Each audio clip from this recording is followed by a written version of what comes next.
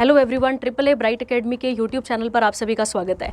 आज हम फिर से कुछ इंपॉर्टेंट करंट अफेयर करेंगे जो 1 मार्च से लेकर आपके पास 7 मार्च तक आते हैं। ठीक है, तो आई होप आपने पहले वाला जो सेक्शन है करंट अफेयर का वो कंप्लीट कर लिया होगा, उसमें स्टैटिक जो पोर्शन था वो आपने देख लिया होगा। आज हम फिर से आगे बढ़ेंगे और जो जो इंपॉर्टेंट न्यूज़ होंगी उनको यहाँ पर करना शुरू करेंगे। ठीक है, तो आपको पता ही है सबसे पहले आप क्या करते हैं, PYQ करते आप प्रीवियस वीक रिविजन करते हैं आप यहाँ पर। तो ये क्वेश्चन आप अटेम्प्ट करेंगे, इसके आंसर आप हमें दे देंगे और उसके बाद अब हम अगले सेक्शन पे चलते हैं। आज 9 ही क्वेश्चन है आपके पास और उसके बाद अगले सेक्शन पे चलते हैं जिसमें पहला नाम क्या आता है आपके पास, अपॉइंटमेंट और पर्सन्स इन न्यूज़ के बारे में बात करना शुरू करते हैं। ठीक है, कुछ बच्चे कह रहे थे कि सेबी के जो चेयरमैन है मैम वो अपॉइंट हो गए और उनके बारे में न्यूज़ नहीं आ रही। तो मैंने आपको कहा भी था कि हम एक हफ्ता पीछे चलते हैं ना, हमारा एक हफ्ता करंट अफेयर पीछे चल रहा होता है, तो आप इसके साथ अब यहाँ पर इसे कवर करेंगे। ठीक है, आइए गौर करते हैं और जो जो चीज़ें बनती होंगी इसके बारे में एक एक करके चीज़ों को समझते हैं। ठीक है, आइए। कहता है बच्चे आपके पास यहाँ पे तुहिन कांता पांडे, गौर करने वाली बात है। अगर हम इनकी बात करते हैं तो ये कौन है, ये फाइनेंस सेक्रेटरी और secretary of department of revenue. किसके अंदर काम करता है ये डिपार्टमेंट, तो मिनिस्ट्री ऑफ फाइनेंस के अंदर काम करता है। तो ये ऑलरेडी कौन थे, ऑलरेडी ये फाइनेंस सेक्रेटरी थे। सेक्रेटरी ऑफ कौन थे बच्चे यहाँ पर, तो आपको याद रखना है secretary of department of revenue के अंदर काम करते थे।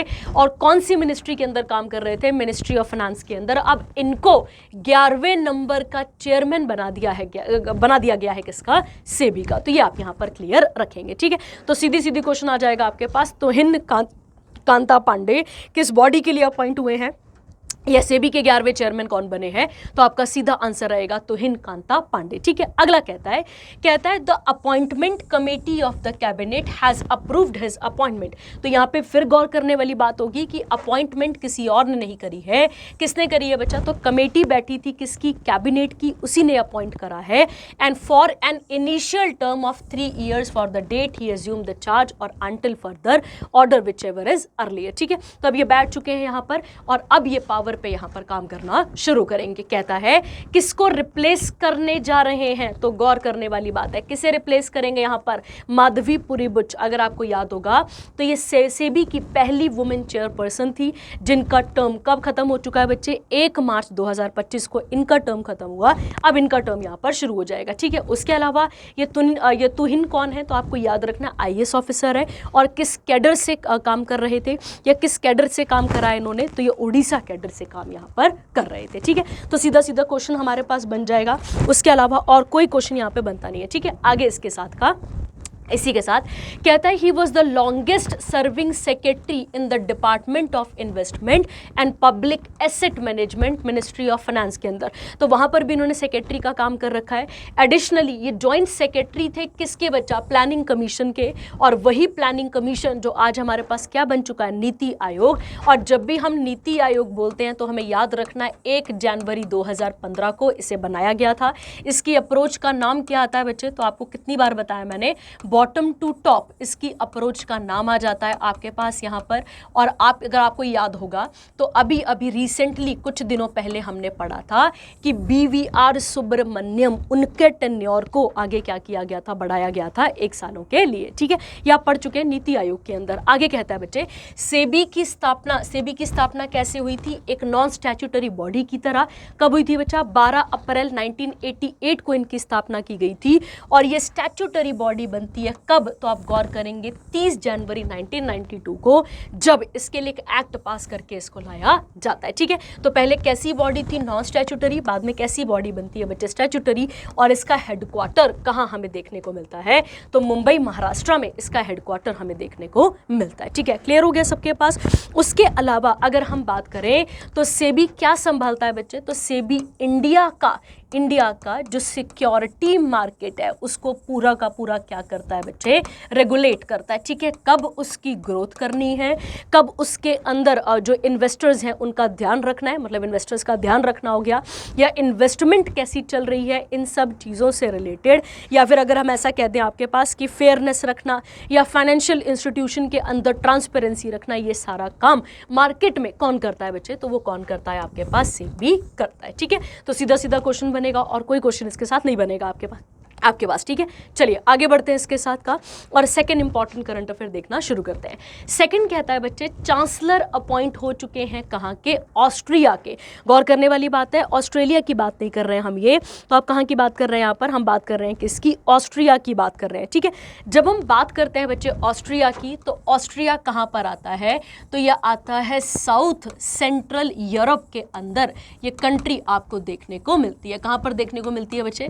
तो साउथ सेंट्रल यूरोप के अंदर ये आपको देखने को मिलती है, ठीक है। आपको पता होना चाहिए कि पिछले ही साल जुलाई के आसपास, जुलाई 2024 में हमारे प्राइम मिनिस्टर मोदी जी ने कहां पर विजिट करा था? तो आपको याद रखना है, मोदी जी ने विजिट करा था कहां पर? तो आप याद रखेंगे ऑस्ट्रिया में। ये भी आपको यहां पर क्लियर रखना है।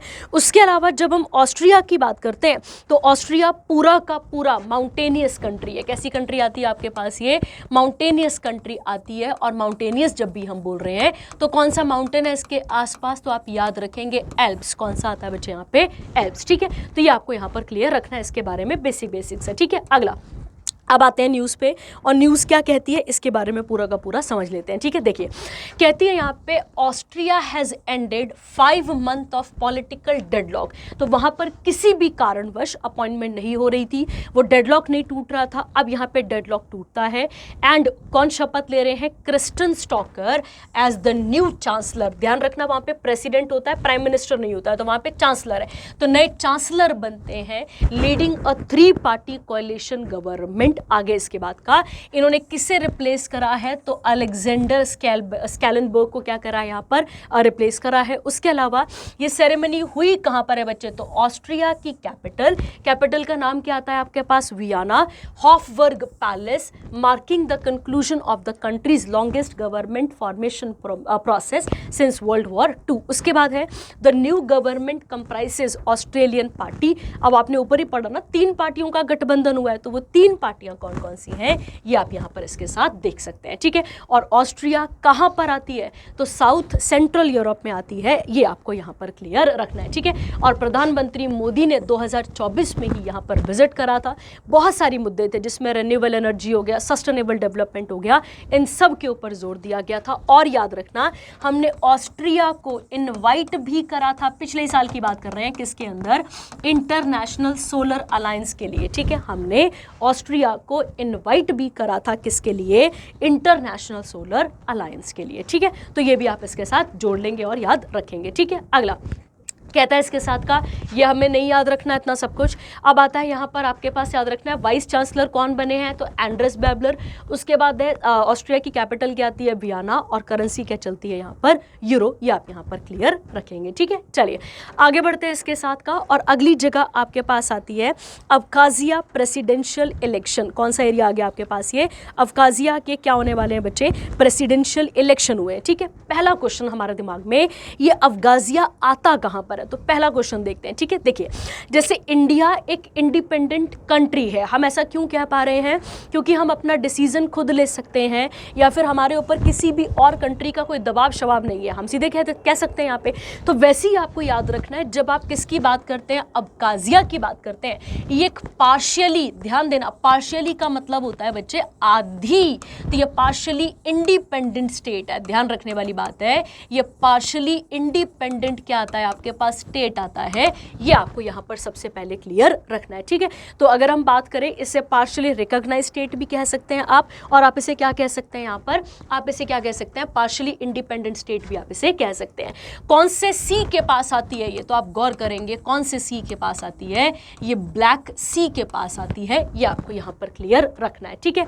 अब अगर हम बात करें बेटा, ये वो एरिया है इस कंट्री का, अगर हम बात करें, या अकाजिया की अगर हम बात करते हैं, या अबखाजिया की हम बात करते हैं, तो ये अबखाजिया 2 कंट्रीज के बीच में लाई करता है। तो एक तरफ आपको मिल जाएगा रशिया, और एक तरफ आपको मिल जाएगा जॉर्जिया। कौन सा मिल जाएगा बच्चे? जॉर्जिया।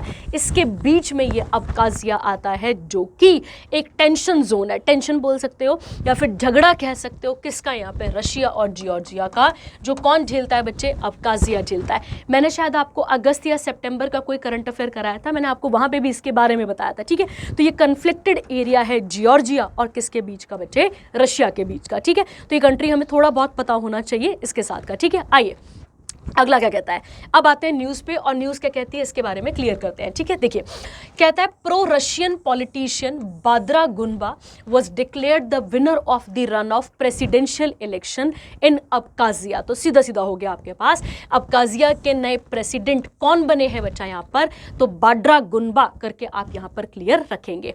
कहता है अब ब्रेक अवे, गौर करना यहाँ पे, ये किसका टूटा हुआ रीजन है, जॉर्जिया का है, under de facto Russian control since the 2008 between Moscow and Tbilisi. ठीक है, तो याद रखना है, मैंने अभी आपको थोड़ी देर पहले बोला ये टेंशन वाला एरिया है इन दो एरियाज के बीच में। तो जॉर्जिया क्लेम करता है वो मेरा है, और रशिया क्लेम क्या करता है बच्चे यहाँ पर कि ये मेरे पास, या मेरा एरिया है। ठीक है, कितने वोटों से जीते हमारे किसी काम का नहीं होता पेपर के लिए।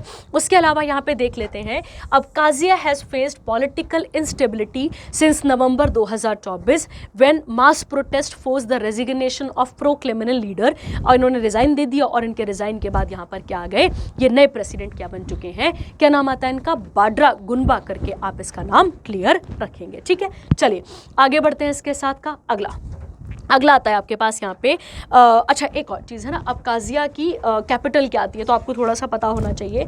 इसकी कैपिटल आती है सुखुमी। ठीक है, सुखुमी, ये आप इसका क्लियर रखेंगे। कैपिटल आती है किसकी, अबकाजिया की। ठीक है, चलिए अगला देखते हैं। अगला आता है बच्चे यहाँ पर एंटरप्रेन्योर की लिस्ट आई है। ठीक है, एंटरप्रेन्योर ऑफ द ईयर किया, वो ईयर जो है उसे सेलिब्रेट किया गया है, वो पढ़ लेते हैं। ठीक है, देखिए कहता है नितिन कामत जो कि सीईओ हैं किसके, बेंगलुरु कर्नाटका बेस्ड जियोर्धा। ठीक है, अगर आपने सुना होगा इस ब्रांड के बारे में, was named the Ernst and Young entrepreneur of the year. तो सीधा सीधा क्वेश्चन बन गया, जो पर्सन हमारे पास न्यूज में थे, यूनियन मिनिस्टर भूपेंद्र यादव, जिनके पास कौन सी वाली मिनिस्ट्री है बच्चे, ministry of environment forest and climate change, facilitated towards EOY. EOY का मतलब हो गया entrepreneur of the year, winner at the event. और ये इवेंट कहां पर हुआ है बच्चे, नई दिल्ली में, ये आपने क्लियर रखना है। और अब ये इंडिया को रिप्रेजेंट करेंगे कहां पर बच्चा, तो आप याद रखेंगे जून में क्या होने वाले हैं, एंटरप्रेन्योर ऑफ द ईयर के अवार्ड होंगे, जो कि मोंटे कार्लो मोनाको में किए जाएंगे, वहां पर भी ये पार्टिसिपेट करेंगे। ये आपको यहां पर क्लियर रखना है। तो इंडिया को रिप्रेजेंट करने के लिए कौन जाएंगे, तो आप याद रखेंगे कामत जाएंगे, नितिन कामत इनका नाम आता है, ये यहां पर जाएंगे। उसके बाद क्या आता है, K V Kamath chairman of Jio financial services limited received the life time achievement award. किस चीज के लिए, इंडिया के फाइनेंशियल सेक्टर को मजबूत करने के लिए। और एम सोमनाथ जो कौन आते हैं, सॉरी एस सोमनाथ जो हमारे इसरो के चेयरमैन थे, उनको स्पेशल जूरी अवार्ड दिया गया है। क्यों, क्योंकि इंडिया के स्पेस मिशन को आगे बढ़ाने वाले, आगे पहुंचाने वाले कौन रहे हैं, इसरो के चेयरमैन एस सोमनाथ रहे हैं। ठीक है, चलिए तो बिल्कुल फैक्चुअल न्यूज़ थी, इसमें और कुछ नहीं करने के लिए आपके पास। ठीक है, चलिए अगला सेक्शन पढ़ते हैं, और अगला सेक्शन कौन सा आता है हमारे पास यहाँ पे, नेशनल, और इसके बारे में बात कर लेते हैं। ठीक है, आइए, मैंने आपको कई बार शायद बताया होगा, और पहले भी हम ये बात कर चुके हैं कि इंडिया में जब हम बात करते हैं, कुछ प्राइवेट कंपनीज होती हैं, कुछ कौन सी होती हैं, पब्लिक होती हैं।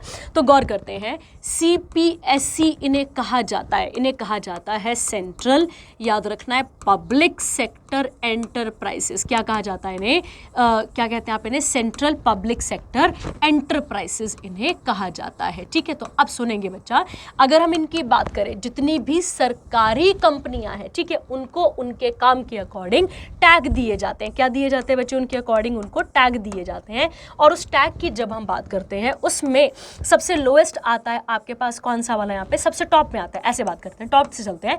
सबसे पहला आता है आपके पास महारत्न। क्या मिलता है बच्चे कंपनी को, अगर एक कंपनी को महारत्न मिल जाए तो उसका टर्नओवर और भी बहुत सारी फैसिलिटीज होती हैं, जैसे कि ग्लोबली रिकॉग्निशन हो जाता है उस पूरी की पूरी कंपनी का, उस पब्लिक कंपनी का।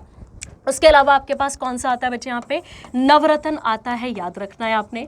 और उसके अलावा एक कैटेगरी आती है बच्चे आपके पास मिनी रत्न 2 आती है, और मिनी रत्न 2 के बाद आपके पास यहाँ पर आती है कौन सी वाली, मिनी रत्न 1 आती है। ठीक है, तो पहले आप क्या बनेंगे बच्चे यहाँ पे, मिनी रत्न 1, फिर 2, फिर उसके बाद नवरत्न, और फिर क्या बनते हैं आप यहाँ पर, महारत्न। ये आपने यहाँ पर क्लियर रखना है। ठीक है, तो ये आपको थोड़ा सा, सॉरी मैंने एक चीज़ गलत बोल दी आपको, यहाँ पे सबसे पहले कैटेगरी में नीचे होगा महारत्न 2 होगा, और यहाँ कौन सा सा होता है, महारत्न 1 होता है। तो 2 होता है, फिर 1 होता है, फिर नवरत्न होता है, फिर महारत्न होता है। ये आप यहाँ पर क्लियर रखेंगे, ठीक है। आइए अब इन्हीं की कैटेगराइजेशन के लिए कुछ 2 ऐसी रेलवे की कंपनियां हैं जिनको क्या टैग मिला है, नवरत्न। और नवरत्न बनने के लिए क्या चाहिए होता है ये भी यहाँ पर समझ लेते हैं, ठीक है। आइए देखिए क्या लिखा हुआ है, कहता है department of public enterprises, ministry of finance upgraded. गौर करने वाली बात है, ये कौन टैग देता है तो आप याद रखेंगे मिनिस्ट्री ऑफ फाइनेंस देती है।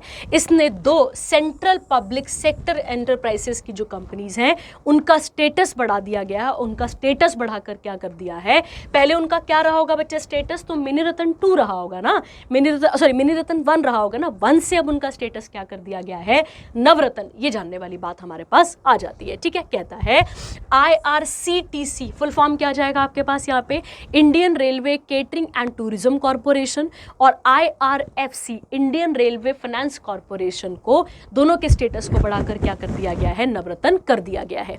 अगर हम पहले की बात करें तो कितने नवरत्न थे हमारे पास, 24, और 24 में से अब ये जो है 25वीं और 26वीं बन जाती हैं। तो टोटल नवरत्न कंपनीज कितनी हो चुकी है हमारे पास, 26। ये हमें क्लियर रखना है। कहता है इस अपग्रेड ने किसकी पावर को बढ़ाया है, empower CPSC with enhanced financial autonomy, enabling them to invest कितना करोड़ बोलेगा यहाँ पे, 1000 crore without prior governmental approval. अब इनको क्या करना है, अगर इनको किसी भी जगह पर किसी भी पैसे को इन्वेस्ट करना है तो इनको भारत सरकार का अप्रूवल अभी नहीं चाहिए। ये स्टेटस मिलने की बात कर रहे हैं, ये स्टेटस मिलने की बात कर रहे हैं, ठीक है। अगला कहता है CPSC in India are categorized as mini Ratna, और मिनी रत्न में क्या बताया था मैंने आपको, कैटेगरी 1, 2 आ गई आपके पास, 2 और 1 आ गई, फिर आता है नवरत्न, फिर कौन सा आता है, महारत्न, बेस्ड ऑन फाइनेंशियल परफॉर्मेंस। तो किसके अकॉर्डिंग ये डिवाइड होता है कि आपकी वहां पर फाइनेंशियली परफॉर्मेंस कैसी है। दूसरा क्या लिखा गया बच्चे वहां पर आपके पास कि आपकी ऑपरेशनल एफिशिएंसी कितनी है, इन सारे पॉइंट्स को वहां पर देखा जाता है। ये आप यहां पर ध्यान रखेंगे, ठीक है। अब आते हैं इसके ऊपर। कहता है नवरत्न का कंसेप्ट कब इंट्रोड्यूस किया गया था, तो 1997 में दिया गया था। और ये किन्हें दिया जाता है, जिनके पास ऑलरेडी कौन सी कैटेगरी होती है, मिनी रत्न कैटेगरी 1 होती है। और ऐसी कंपनीज होती है जिन्होंने 60 कह सकते हैं आप यहाँ पर 60 पैरामीटर्स होते हैं उनको, 6 पैरामीटर के अंदर 60 पॉइंट्स होते हैं, उनका स्कोर मतलब 100 होते हैं वैसे तो, पर यहाँ पर कितना स्कोर कर रखा है, 60। नेट प्रॉफिट, नेट वर्थ, उसके अलावा man power cost, total cost of production, cost of services, उसके अलावा profit before depreciation, interest, taxes, capital employed, ये सब यहाँ पर देखा जाता है। उस कंपनी के पास जिसने क्या बनना है, नवरत्न बनना है, उसके पास एक्सीलेंट और एक बहुत अच्छा MOU होना चाहिए, और रेटिंग होनी चाहिए कितने सालों में, 5 सालों में से 3 सालों की रेटिंग तो होनी चाहिए। नवरत्न कंपनीज आर ऑल्सो अलाउड, अब वो कितना % तक इन्वेस्ट कर सकती हैं, 15% of their net worth on a single project और 30% of their net worth in a given year. पर कैपिंग कितनी रहेगी यहाँ पर, 1000 करोड़, ठीक है। IRCTC कब बना था, 1999। कौन है इसके चेयरमैन डायरेक्टर, तो आप याद रखेंगे संजय कुमार जैन। हेडक्वार्टर कहाँ पर है, नई दिल्ली। IRFC की बात करते हैं, 1986 में ये बनी थी। हेड कौन है इसके, मनोज कुमार दुबे, और इसके हेडक्वार्टर कहाँ पर आते हैं आपके पास, नई दिल्ली। ये आप यहाँ पर क्लियर रखेंगे, ठीक है। तो ये भी हो गया आपके पास एक इंपॉर्टेंट करंट अफेयर जो हमारे लिए जानने वाला था, ठीक है। चलिए आगे बढ़ते हैं इसके साथ का अगला आता है वर्ल्ड का पहला पीस सेंटर खोला जा रहा है। कहां पर खुलेगा बच्चे ये, तो ये गुरुग्राम हरियाणा में खुलेगा, ठीक है। बात करते हैं पीस सेंटर का मतलब क्या हो गया। आपको याद होगा स्वामी विवेकानंद के बारे में। स्वामी विवेकानंद ने, मैंने आपको कई बार उनके, जब हमने 12 जनवरी को उनका यूथ डे उनकी याद में जो हम मनाते हैं, मैंने आपको वहां पर भी बताया था कि एक पार्लियामेंट ऑफ रिलीजन हुई थी पूरे के पूरे वर्ल्ड में, जो शिकागो में हुई थी, जहां पर उन्होंने मटीरियलिज्म को कैसे स्पिरिचुअलिज्म से अलग किया जा सकता है उसके बारे में वहां पर बताया था। उनके बीच में बैलेंस रहकर चलना सिखाया था, बताया था आपको। ठीक वैसे ही बच्चा कुछ इसी तरीके की यहाँ पर क्या की जा रही है, एक सेंटर खोला जाएगा, ठीक है। ये सेंटर कौन से धर्म के लोग खोल रहे हैं, तो आप याद रखेंगे जैन आचार्य, क्या नाम है इनका, लोकेश मुनि। ये आपने यहाँ पर क्लियर रखना है, ठीक है। कहता है ये वर्ल्ड का पहला पीस सेंटर बनेगा जिसकी लीडरशिप किसके ऊपर मतलब लीडरशिप किसके हाथ में दी गई है? अहिंसा विश्व भारती फाउंडर जैन आचार्य जिनका नाम आता है लोकेश मुनि। और कहाँ पर इसकी स्टैब्लिशमेंट की जाएगी? गुरुग्राम हरियाणा में, ठीक है। और क्यों किया जा रहा है बच्चे, एक ऐसा सेंटर क्यों खोला जा रहा है? ताकि लोगों के बीच में अवेयरनेस, उनको एनकरेज कराया जा सके। किस चीज़ को लेकर? सोशल रिस्पॉन्सिबिलिटी को लेकर। जो पहले बौद्ध धर्म के लोग थे, जैन धर्म के लोग थे, वो लोगों को यही तो बताते थे कि स्पिरिचुअलिज्म, मटेरियलिज्म, इन सब चीज़ों में बैलेंस्ड कैसे रहना है, ये सब चीज़ तो बताते ही थे, वही यहाँ पर बोली जा रही है। साथ ही साथ आज के कंसेप्ट को भी जोड़ लेंगे, sustainable development as well as establishing institutional network for peace and harmony. तो एक सहमति से चलने की बात यहाँ पर हम कर रहे हैं। और कौन से धर्म की बात हो रही है यहाँ पे? तो कौन से लोग इसे खोलेंगे?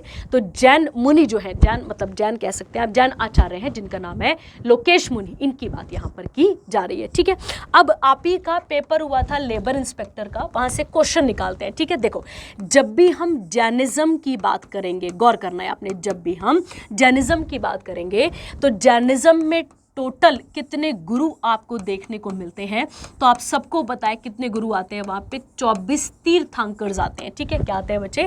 तीर्थंकर्स आते हैं। कितने? 24, जिनको आप 24 गुरु भी कह सकते हैं। हम उनको इजी भाषा में गुरु कहते हैं, पर उन्हें क्या कहा जाता है वैसे? तीर्थंकर्स कहा जाता है। इसी में अगर हम पहली बात करें, जो पहले गुरु हुए वो कौन हुए बच्चे हमारे पास? ऋषभनाथ, याद रखना है आपने।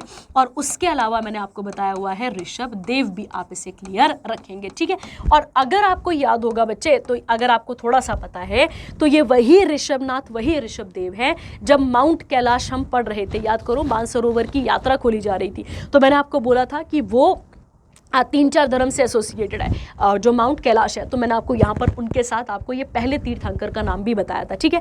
सेकंड आप यहाँ पर क्लियर रखेंगे, जो 24th गुरु हैं वो कौन आते हैं, या 24th तीर्थंकर कौन आते हैं? तो लॉर्ड महावीर भी उन्हें कहा जाता है, या उन्हें क्या कहा जाता है? वर्धमान महावीरा भी उन्हें कहा जाता है। क्या कहा जाता है उन्हें? वर्धमान महावीरा। ये भी आप यहाँ पर क्लियर रखेंगे, ठीक है। तो क्वेश्चन था कि 24th जैन गुरु कौन है, तो सबको पता होना चाहिए वर्धमान महावीरा। अगर पहले पूछे होते तो आंसर क्या था? ऋषभनाथ, ऋषभ देव, इसका आंसर आपके पास आना था, ठीक है। ये अभी का पेपर का क्वेश्चन है जो लेबर इंस्पेक्टर का पेपर हुआ है, ठीक है, क्लियर हो गया। अब आते हैं गुरुग्राम हरियाणा पे। गुरुग्राम हरियाणा पे एक और इंटरनेशनल बॉडी है जिसका हेडक्वार्टर है, याद करो, उस बॉडी का नाम क्या आता है? इंटरनेशनल कौन सा अलायंस है? याद करो यहाँ पे, इंटरनेशनल सोलर अलायंस। तो इंटरनेशनल सोलर अलायंस का हेडक्वार्टर आपको कहां देखने को मिलता है? गुरुग्राम हरियाणा में देखने को मिलता है, ठीक है। उसके अलावा हरियाणा की स्थापना कब हुई थी? तो हमें याद रखना है फर्स्ट नवंबर है ना, हाँ, 1 नवंबर 1966 को इसकी स्थापना की गई थी। नायब सिंह सैनी कौन आते हैं आपके पास यहाँ पर? इसके सीएम आ जाते हैं। और गवर्नर कौन है यहाँ पर? तो बंडारू दत्तात्रेय, वो कौन आते हैं आपके पास यहाँ पे? गवर्नर आ जाते हैं, ठीक है। उसके अलावा अगर हम बात करें तो यहाँ पे 2 इंपॉर्टेंट नेशनल पार्क है। कहाँ की बात कर रहे हैं हम? ये हरियाणा की। उसमें से एक है आपके पास सुल्तानपुर, क्लियर रखना है आपने, और उसके अलावा एक आता है कालेश्वर, ठीक है। तो ये आप यहाँ पर क्लियर रखेंगे। ये 2 इंपॉर्टेंट नेशनल पार्क है, किसके बच्चे? हरियाणा के, ठीक है। और हरियाणा की अगर हम बात करते हैं यहाँ पर, तो हरियाणा में एक इंटरनेशनल क्राफ्ट मेला लगता है। ये मैंने आपको पहले क्लासेस में भी बताया हुआ है कि हरियाणा में इंटरनेशनल क्राफ्ट मेला लगता है जिसका नाम है सूरज कुंड, ठीक है, याद रखना है आपने, सूरज कुंड इसका नाम आपके पास आता है। ये इंटरनेशनल क्राफ्ट मेला आपको देखने को मिल जाता है, ठीक है। उसके अलावा अगर हम हरियाणा की बात करते हैं, ठीक है, अगर हम हरियाणा की बात करते हैं तो यहाँ पे गोरखपुर, ध्यान देना, गोरखपुर वैसे यूपी में है, गोरखपुर एटॉमिक पावर प्लांट भी आपको कहाँ देखने को मिलता है? तो ये भी आपको कहाँ देखने को मिलता है? हरियाणा में देखने को मिलता है, ठीक है। उसके अलावा याद करिए, अभी कुछ दिनों पहले हमने पढ़ा था कि बेटी बचाओ बेटी पढ़ाओ जो स्कीम है उसके 10 साल कंप्लीट हुए थे, तो वो कहाँ से इनिशिएट की गई थी? हरियाणा से ही। क्यों? क्योंकि हरियाणा का sex ratio according to 2011 census बहुत कम था, और इसी के कारण कहाँ से स्कीम चलाई गई थी? हरियाणा से उस स्कीम को चलाया गया था, ठीक है, क्लियर रखेंगे आप। चलिए आगे बढ़ते हैं इसके साथ का। अगला देखते हैं, अगला कौन सा सेक्शन आता है हमारे पास, इंटरनेशनल, और इसके साथ जो जो क्वेश्चन बनते होंगे वो यहाँ पर बात कर लेते हैं, ठीक है। देखिए अगला आता है हमारे पास, यहाँ पर कहता है इंटरनेशनल स्पाइस कॉन्फ्रेंस। हम स्पाइसेस की जब भी बात करते हैं, याद करिए, हम स्पाइसेस की जब जब बात करेंगे तो हमें याद रखना है पोर्टुगीज, डच, इंग्लिश, ये सब लोग यहाँ पे क्यों आए थे बेटा, तो एक कारण तो उसमें से मसाले भी था, ठीक है। और मसालों में भी अगर आप बात करेंगे किंग ऑफ स्पाइसेस कौन सा था उस समय पे, तो किंग ऑफ स्पाइसेस याद रखना है आपको। किसे कहा जाता है किंग ऑफ स्पाइसेस, तो आप याद रखेंगे ब्लैक पेपर की बात यहाँ पर की जा रही है, जिसे हम काली मिर्च भी कह देते हैं। कहता है Ernakulam, Ernakulam Kerala based all India spices export forum organised international spice conference 2025 कहाँ पर की गई है बच्चा, ये बेंगलुरु कर्नाटका में। इस कॉन्फ्रेंस का एम क्या रहेगा कि क्या करना है यहाँ पर, स्पाइस सेक्टर को, मतलब मसालों वाले सेक्टर को आगे बढ़ाना है, और किस तरीके से आगे बढ़ाया जाएगा इसके बारे में बात यहाँ पर करनी है, ठीक है। थीम क्या रहेगी इसकी, तो building trust beyond borders, transparency, sustainability and conference, ये आप इसे क्लियर रखेंगे, ठीक है। इसके अलावा अगर हम बात करते हैं, इसके अलावा एक हमारे पास स्पाइस बोर्ड ऑफ इंडिया भी है। क्या है बच्चे हमारे पास यहाँ पे, स्पाइस बोर्ड ऑफ इंडिया भी है, याद रखना है आपने, जो कि पूरा का पूरा किससे डील करता है, स्पाइसेस से डील यहाँ पर करता है, ठीक है। ये एक स्टैट्यूटरी बॉडी है, ध्यान रखने वाली बात है, ये स्टैट्यूटरी बॉडी आ जाती है आपके पास, जिसकी स्थापना 1987 में की गई थी। इसका हेडक्वार्टर कोची केरला में आपको देखने को मिल जाता है, ये आप यहाँ पर क्लियर रखेंगे, ठीक है। और याद रखना है बच्चे आपके पास कि आपको कभी भी पूछे कि लैंड ऑफ स्पाइसेस किस स्टेट को कहा जाता है, तो land of spices, land of spices हम किसे कहते हैं, केरला को ही कहते हैं, ये आप यहाँ पर क्लियर रखेंगे, ठीक है। याद करो ना बेटा, जब हम मॉडर्न हिस्ट्री पढ़ते हैं तब भी तो हम यही पढ़ते हैं कि अंग्रेज भारत आए थे तो एक कारण तो उनके आने का स्पाइसेस भी था ना, और स्पाइसेस की जब भी हम बात करते हैं बेटा, तो स्पाइसेस के मामले में इंडिया आज से ही अमीर नहीं है, बहुत लंबे समय से अमीर है। स्पाइसेस में इलायची, दालचीनी, ये सब चीज़ें कवर हो जाती हैं। टर्मरिक, याद करो हमने टर्मरिक वाला एक करंट अफेयर भी पढ़ा था, तब भी मैंने आपको बताया था। तो ये आपको सारे पॉइंट यहाँ पर बहुत ज़्यादा क्लियर रखने हैं, ठीक है। किंग ऑफ स्पाइसेस कौन सा आ जाएगा, ब्लैक पेपर, और लैंड ऑफ स्पाइसेस कौन सा आ जाएगा आपके पास, केरला, ये आप यहाँ पर क्लियर रखेंगे, ठीक है। और केरला की अगर हम बात करें तो वो किसका पार्ट बनता है आपके पास, यहाँ पे वेस्टर्न घाट्स का पार्ट बनता है, ये आप यहाँ पर क्लियर रखेंगे, ठीक है। और वेस्टर्न घाट्स होने के कारण एक पूरी की पूरी सुटेबिलिटी है किस चीज़ के लिए, मसालों के लिए, ठीक है। चलिए आगे बढ़ते हैं इसके साथ का, और अगला देखते हैं। अगला कहता है बच्चे आपके पास, India extend $1 million for food fortification project in Lao PDR. लाओ पीडीआर को तो बाद में देखते हैं, पर पहले ये समझते हैं कि फूड फोर्टिफिकेशन का मतलब क्या हुआ। पहले तो हमें ये क्लियर होना चाहिए कि फूड फोर्टिफिकेशन का मतलब क्या हुआ, ठीक है। इजी भाषा में समझते हैं। मान लेते हैं बेटा, मान लेते हैं कि मैंने और आपने कोई फसल लगाई, कोई भी फसल लगाई, चाहे हमने गेहूँ लगाई या हमने धान लगाया, मान लेते हैं, ये चावल जिसके कहते हैं, हमने ये लगाया, ठीक है। इनके अंदर गौर करना है यहाँ पर, जो ऑलरेडी आपके पास अनाज पड़ा हुआ है उसके अंदर जब आप क्या ऐड करते हैं, उसी के अंदर जब आप माइक्रो न्यूट्रिएंट्स को क्या कर देते हैं, ऐड कर देते हैं। माइक्रो न्यूट्रिएंट्स को ऐड करने का मतलब हो गया जब आप उसके अंदर वाइटामिन्स हो गया, ठीक है, उसके अलावा मिनरल्स हो गए, ठीक है, या फिर आप प्रोटीन, जो भी आप कहना चाहें, वो सब ऐड कर देते हैं ताकि उस अनाज की एनहांसमेंट हो जाए, वो उस अनाज की वैल्यू बढ़ जाए, ठीक है। ऐसा क्यों किया जाता है, और ऐसा उन एरियाज में किया जाता है जहां पे खाने की बहुत कमी हो। खाने की कमी इन द सेंस कि बच्चों को वो खाना ना लग रहा हो, बच्चों की ग्रोथ रुक रही हो, क्योंकि बेटा न्यूट्रिशन और प्रोटीन इन सब चीज़ों के बिना हमारा ग्रोथ थोड़ी होता है। तो ये सारी चीज़ें उन पर्टिकुलर रीजन्स के लिए लाई जाती हैं, ठीक है। क्लियर हो गया। अब कहता है यहाँ पे गवर्नमेंट ऑफ इंडिया ने एक्सटेंड कर दिया है ग्रांट। ग्रांट का मतलब होता है पैसे देना। किसको बच्चा यहाँ पर, तो आप याद रखेंगे लाओ पीडीआर रिपब्लिक को। और क्यों कैसे, मतलब यहाँ पर India United nation development partnership fund के अंदर ये जो ग्रांट है बच्चे, ये क्या सपोर्ट करेगा वहाँ पर, तो लार्ज स्केल फूड फोर्टिफिकेशन की बात करेगा, और ज़्यादा करके the case of investing rice fortification, क्योंकि चावल जो है बेटा वो स्टेपल फूड माना जाता है, उसकी यहाँ पर बात की गई है। इस पूरे के पूरे प्रोजेक्ट को किसने इंप्लीमेंट करा था, Rome Italy based world food programme, ये आप यहाँ पर क्लियर रखें। रखेंगे, ठीक है। तो क्या मैंने आपको बताया, फूड फोर्टिफिकेशन का मतलब हो गया कि जो ऑलरेडी आपके पास अनाज पड़ा हुआ है, जब आप उसके अंदर क्या करते हैं बच्चा, और माइक्रो न्यूट्रिएंट्स को ऐड करते हैं, जैसे विटामिन्स, मिनरल्स हो गए, प्रोटीन, इन सब को आप ऐड करते हैं। और इसे स्पेसिफिकली कहाँ के लिए लाया गया है, जो लोग गरीब, जो लोग मतलब जहाँ पर बच्चों की ग्रोथ नहीं हो पा रही है due to lack of food, आप यहाँ पर कह सकते हैं, उनके लिए इस जैसे प्रोग्राम को चलाया गया था। अब मैं आपको थोड़ा सा इससे पीछे लेके चलती हूँ। याद करिए, हमने बहुत पहले एक ऐसा ही करंट अफेयर पढ़ा था, और उस करंट अफेयर के अंदर हमने क्या कवर करा था, मैं आपको याद कराती हूँ। देखो, याद करो मिलेट्स के बारे में। जब हमारे पास ड्रॉट पड़ने लगा, क्लाइमेट चेंज का असर फसल के ऊपर होने लगा, तो मोदी सरकार ने क्या बोला था कि आप फसल लगाइए, फसल लगाने को मना थोड़ी है, पर आप फसल कौन सी लगाइए, जो मिलेट वाली है। मिलेट मतलब जहाँ पे जहाँ पे अगर आप बात करते हैं, जहाँ पे पानी अगर कम भी रहेगा, तो ऐसा मोटा अनाज लगाइए जो आपके लिए क्या निकले वहाँ पर, मतलब आपको बढ़ोतरी ही दे, आपको घटोतरी ना दे, ठीक है। ठीक वैसे ही इन एरियाज के लिए इसको यहाँ पर लाया गया है, ठीक है। तो आप इसे यहाँ पर याद रखेंगे, ठीक है। चलिए आगे बढ़ते हैं इसके साथ का, और अगला इसी के साथ का आगे कहता है the goal has invested $150 million to this fund which has supported 85 project across 65 countries। और ये जो है वो कब स्टैब्लिश हुआ था, इंडिया और यूएन ने पार्टनरशिप कब करी थी, तो कब करी थी, 2017 में। और अगर हम बात करें तो ये क्या मदद करेगा, साथ ही साथ सस्टेनेबल डेवलपमेंट जो गोल्स हैं उनको भी अचीव करने में मदद करेगा। ये मैं आपको कई बार बता चुकी हूँ। सस्टेनेबल डेवलपमेंट गोल है 17, टारगेट है 169, और कौन सी कमीशन के अंदर ये टर्म दी गई थी सस्टेनेबल डेवलपमेंट, तो मैंने आपको कई बार बताया है ब्रंट लैंड कमीशन।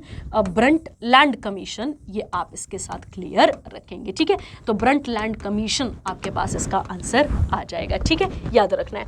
और आपको पता है जीरो हंगर करना है, सस्टेनेबल डेवलपमेंट गोल 1 से लेकर 17 तक बहुत ही इफेक्टिव है, उसी के अंदर ये कवर किया जाता है, ठीक है। चलिए आगे बढ़ते हैं इसके साथ का, और अगला इंपॉर्टेंट करंट अफेयर देख लेते हैं, ठीक है। अगला इंपॉर्टेंट करंट अफेयर क्या कहता है बच्चे, कि जापान और इंडिया ने क्या करा है, यहाँ पर एक स्वैप एग्रीमेंट कराए। अब ये स्वैप एग्रीमेंट होता क्या है ये समझते हैं पहले, ठीक है। पहले न्यूज़ को पढ़ लेते हैं, फिर हम स्वैप एग्रीमेंट को देख लेते हैं, ठीक है। आइए, कहता है इंडिया और जापान ने साइन नहीं करा है, रिन्यू करा है, मतलब ऑलरेडी ये एग्रीमेंट हो चुका है, इसे रिन्यू करा है। And their second amendment and restatement agreement of bilateral मतलब दो कंट्रीज के बीच का swap agreement maintaining the agreement of up to $75 billion की बात यहाँ पर की गई है, ठीक है। इस एग्रीमेंट को साइन करने वाली कौन हुई, आरबीआई, और Tokyo based bank of Japan ने इसे क्या करा है, यहाँ पर साइन करा है, ठीक है। किन किन चीज़ों के ऊपर जोर दिया जाएगा, तो इंडिया और जापान का जो फाइनेंशियल कॉपरेशन है उसे बढ़ाया जाएगा, साथ ही साथ सेफ्टी नेट हो गए, ग्लोबल रीजनल फाइनेंशियल मतलब फाइनेंशियल नेट को स्ट्रॉन्ग करने के लिए इसको लाया गया है, ठीक है। तो BSA is a two way financial arrangement where both countries can swap their local currencies in exchange for the US dollars. इसे कहा जाता है आपके पास क्या, करेंसी स्वैप, इसे यहाँ पर कहा जाता है, ठीक है। अब आपके दिमाग में आएगा कि समझ तो आया नहीं कि ये करेंसी स्वैप क्या होता है, तो बात करते हैं और समझते हैं, ठीक है। देखिए, जब दो कंट्रीज, मान लेते हैं कोई भी दो कंट्री, अब हम यहाँ पे इंडिया और जापान की ही बात करते हैं, इंडिया और जापान या कोई भी दो कंट्रीज जब पैसों को लेकर एक दूसरे की मदद करती हैं बच्चा, तो उसे क्या कह देते हैं हम, उसे हम करेंसी स्वैप भी कह सकते हैं। अब मैं समझाती हूँ आपको ईजी भाषा में, समझो।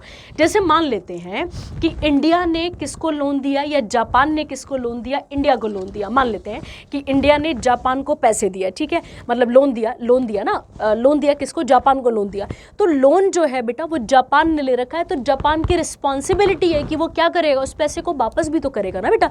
तो जब उस पैसे को वापस करेगा तो उस पैसे पे ब्याज भी तो लगा होगा।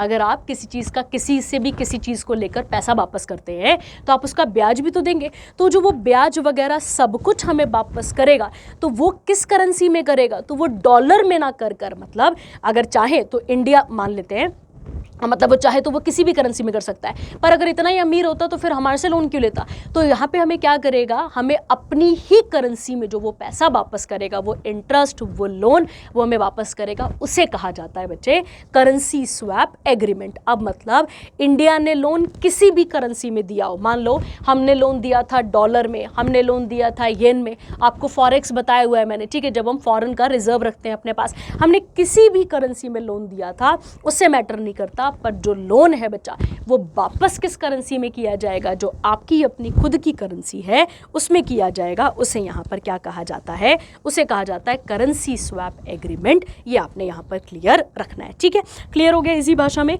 तो आप लोन किसी भी कंट्री से ले लीजिए, पर पैसा आप कैसे वापस कर रहे हैं, आपको आप अपनी करेंसी में पैसा वापस कर रहे हैं, इसे कहा जाता है करेंसी स्वैप, ठीक है, याद रखना है। चलिए आइए अब हम जापान के बारे में एक दो चीज़ों के बारे में फैक्ट सीख लेते हैं। जापान को क्या कहा जाता है बच्चे, लैंड ऑफ राइजिंग सन, आपने याद रखना है। और ये कौन सी कंट्री कौन से ओशन के पास आती है, तो पहले तो आपको ये क्लियर रखना है ये कहाँ पर आता है, ईस्ट एशिया में ये कंट्री आपको देखने को मिलती है। और दूसरा आप याद रखेंगे कौन से ओशन के पास है, पैसिफिक ओशन के पास है, ये आप यहाँ पर क्लियर रखेंगे, ठीक है। जापान और India, Australia, Japan, India, US और ऑस्ट्रेलिया, इन चारों के बीच में एक एग्रीमेंट होता है जिसका नाम क्या आता है बच्चे, क्वाड। ये भी हम यहाँ पर बात कई बार कर चुके हैं। ये चारों कंट्रीज एक एक्सरसाइज करती हैं जिसका नाम क्या आता है बच्चे, मालाबार। ये भी हम पहले से क्लियर कर चुके हैं। जापान की कैपिटल क्या आती है बच्चे, टोक्यो, तो हमें ये क्लियर रखना है। और करेंसी की अगर हम बात करें तो करेंसी क्या आती है बच्चे इनके पास, येन, ये आपने यहाँ पर क्लियर रखना है, ठीक है। करेंसी क्या आ जाती है बच्चे आपके पास यहाँ पे, येन, ये आप यहाँ पर क्लियर रखेंगे, ठीक है। उसके अलावा अगर हमें पता हो तो वीर गार्जियन, धर्म गार्जियन, हमारी इनके साथ क्या आती है बेटा, मिलिट्री एक्सरसाइज आती है, ये भी आप यहाँ पर क्लियर रखेंगे, ठीक है।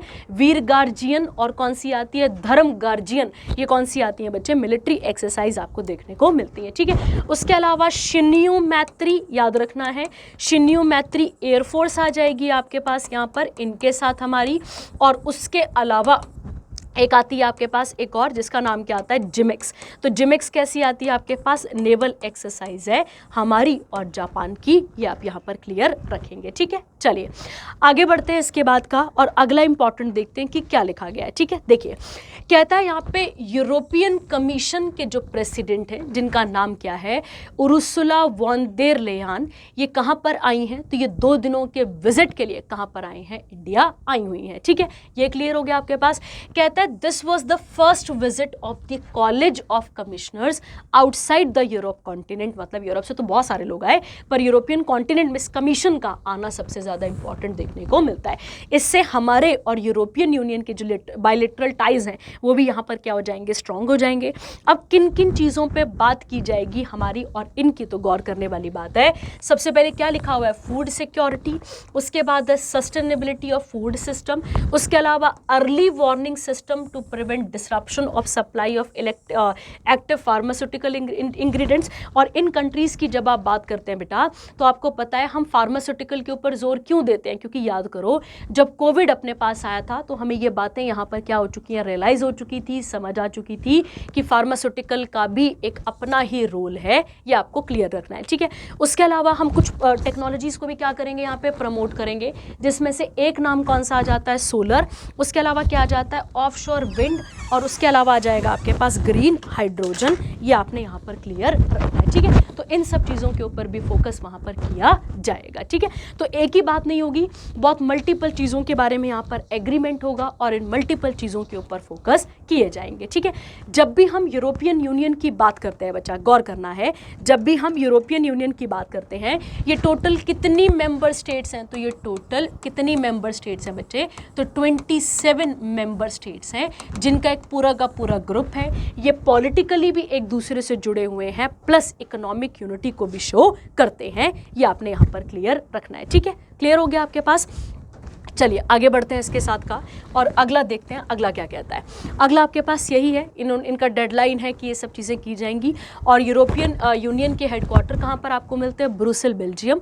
और कब इसकी स्थापना हुई थी, 1958, ये आपने यहाँ पर क्लियर रखना है, ठीक है। चलिए आगे बढ़ते हैं इसके साथ का, और अगला बहुत बहुत इंपॉर्टेंट करंट अफेयर आपके पास आता है। COP साइन हुई थी, ठीक है। COP हुई है किसको लेकर, कन्वेंशन ऑन बायोलॉजिकल डाइवर्सिटी। क्या होता है बच्चे बायोलॉजिकल डाइवर्सिटी का मतलब, गौर करते हैं। बायोलॉजिकल मतलब हो गया जीवन की आप बात कर रहे हैं यहाँ पे, और डाइवर्सिटी मतलब हो गया कि इन सब में क्या है बच्चे, विभिन्नता है, ठीक है। मतलब जो भी फ्लोरा एंड फौना है हम उनकी बात यहाँ पर करने जा रहे हैं, ठीक है। गौर करते हैं क्या लिखा है। 16th मीटिंग हुई है किसकी, COP की। पहले तो आप ये याद रखना कि ये मीटिंग अभी नहीं हो रही है, ये मीटिंग एक्चुअली में पहले ही हो चुकी है। ये मीटिंग कब हो चुकी है, ये मीटिंग पहले ही हो चुकी थी, पर इसमें पॉज आ चुका था। पॉज क्यों आया था, क्योंकि वहाँ पे कोरम नहीं था। कोरम का मतलब होता है बच्चे कि जब भी जितने लोग उस मीटिंग को करने के लिए चाहिए थे वो उतने लोग वहाँ पर एब्सेंट थे, वो यहाँ पर नहीं था, इसीलिए इसे क्या कर दिया गया है, ओपन दोबारा से किया गया है, ठीक है। इसे बीच में दिसंबर 2024 में भी ओपन किया गया पर काम नहीं बन पाया, इसीलिए अब इसकी 16th मीटिंग को कंक्लूड करने का टाइम आ चुका है, ठीक है। तो कहता है 16th meeting conference of parties की कन्वेंशन ऑन बायोलॉजिकल डाइवर्सिटी, इन्होंने अपने हेडक्वार्टर में ही, किसके हेडक्वार्टर पे, सॉरी FAO के हेडक्वार्टर में ही इस मीटिंग को रिज्यूम करने की बात करी है, ठीक है। क्लियर हो गया आपके पास, तो वहां पर इसकी मीटिंग की जाएगी। कहता है इस कॉन्फ्रेंस की अगर हम बात करें, during the conference member countries adopted landmark biodiversity funding agreement. मतलब हमें किसे बचाना है, फ्लोरा फौना को बचाना है, तो उसके लिए फंडिंग एग्रीमेंट किए जाएंगे। लॉन्ग टर्म फाइनेंशियली मैकेनिज्म को सेटअप किया जाएगा, और उसके साथ कनमिंग मॉन्ट्रियल ग्लोबल बायोडाइवर्सिटी फ्रेमवर्क पे भी काम किया जाएगा। हम सबको पता है मॉन्ट्रियल कंट्री कहाँ पर आती है, कनाडा में, और कनमिंग कहाँ पर आती है, चाइना में। तो ये आप इसके साथ यहाँ पर याद रखेंगे, ठीक है। उसके अलावा क्या कहता है, इस एग्रीमेंट पे दो चीज़ों पे फोकस रहेगा। पहला है कि हमें जो बायोडाइवर्सिटी का जो फाइनेंस गैप है, मतलब इनको बचाना है तो बेटा फंड भी तो लगेंगे ना, शेयर बचाने हैं तो ऐसा इकोसिस्टम सब कुछ तो बनाना पड़ेगा, तो एक वो गैप हो गया। और उसके साथ इम्प्लीमेंटिंग आर्टिकल नंबर 21, अब इसी का कोई एक आर्टिकल 21 है, उसे भी यहाँ पर इम्प्लीमेंट करने की बात की जा रही है। कहता है अ न्यू इंटरनेशनल फंड, जिसका नाम क्या आएगा, काली फंड, इसे लॉन्च किया जाएगा ताकि हम बायोडाइवर्सिटी को बचा भी सके और साथ ही साथ फंड को भी आगे बढ़ा सकें, ठीक है। जब ये सारी मीटिंग चल रही थी तो क्यू डोंग्यू, जो कि कौन है, फूड एंड एग्रीकल्चर ऑर्गेनाइजेशन के डायरेक्टर जनरल हैं, इन्होंने और भी सेक्टर्स के बारे में बात करी है, जिसके अंदर क्या क्या आ जाता है, 4 बेटर्स की बात करी है। उसमें से एक आता है आपके पास बेटर प्रोडक्शन, उसके बाद आता है better nutrition, better environment, better life living, no one behind. और FAO के स्थापना कब हुई थी बच्चे, 1945, और हेडक्वार्टर अभी आपने पीछे पढ़ा रोम, इटली में इसके हेडक्वार्टर देखने को मिलते हैं, ठीक है। ये COP इंपॉर्टेंट होती है बच्चा, डेट ईयर हमें पता होना चाहिए इसके बारे में, ठीक है। अगला आता है, इंडिया और थाईलैंड ने एक MOU साइन करा है ताकि वो जेम का मतलब हो गया बेटा कीमती पत्थर, आप इसे कह सकते हैं, और ज्वेलरी की बात यहाँ पर की गई है, इसको आगे बढ़ाने की बात की गई है, ठीक है। मतलब इस वाली फील्ड को भी क्या करना है, आगे बढ़ाना है, इसके साथ ही आपको देखने को मिलती है, ठीक है। क्या कहता है, बात करते हैं। कहता है एक हाई लेवल इंडियन डेलीगेशन से 18 मेंबर मिले, डेलीगेशन गया, Mumbai based gem and jewellery export promotion council गई थी यहाँ पर, Jaipur based jewellery association, Jaipur based Sitapura gem and jewellery association, ये सब कहाँ गए बच्चा, थाईलैंड गए, ठीक है। इस डेलीगेशन ने एक MOU साइन करा 71st Bangkok gem and jewellery fair, जो कि कहाँ पर हुआ, बैंकॉक थाईलैंड पे हुआ।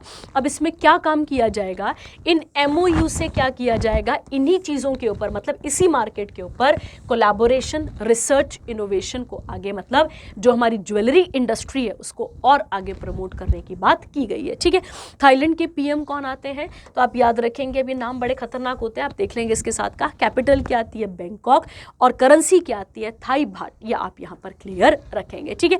इंडिया और थाईलैंड के बीच में बहुत सारी क्या है, बहुत पुराना एग्रीमेंट भी है, क्योंकि हम सब इंडियन ओशन के साथ यहाँ पर क्या है, कनेक्टेड है, ये आप यहाँ पर क्लियर रखेंगे, ठीक है। चलिए आगे बढ़ते हैं इसके साथ का, और अगला क्या कहता है, अगला कौन सा सेक्शन आता है आपके पास, अवार्ड्स एंड ऑनर्स, इसके बारे में भी बातचीत कर लेते हैं, ठीक है। आइए, कहता है प्राणी मित्र और जीवदया अवार्ड। अब आपको इतना सब कुछ पहले पढ़ने से पहले आपको बेसिक समझने पड़ेंगे इस पूरे के पूरे करंट अफेयर के, ठीक है। दोनों को पहले पढ़ते हैं फिर उसके साथ आगे बढ़ते हैं, ठीक है। आइए, कहता है प्राणी मित्र अवार्ड जो है वो प्रेजेंट किया जाता है 5 सब कैटेगरीज के अंदर। वो 5 कौन कौन सी हैं?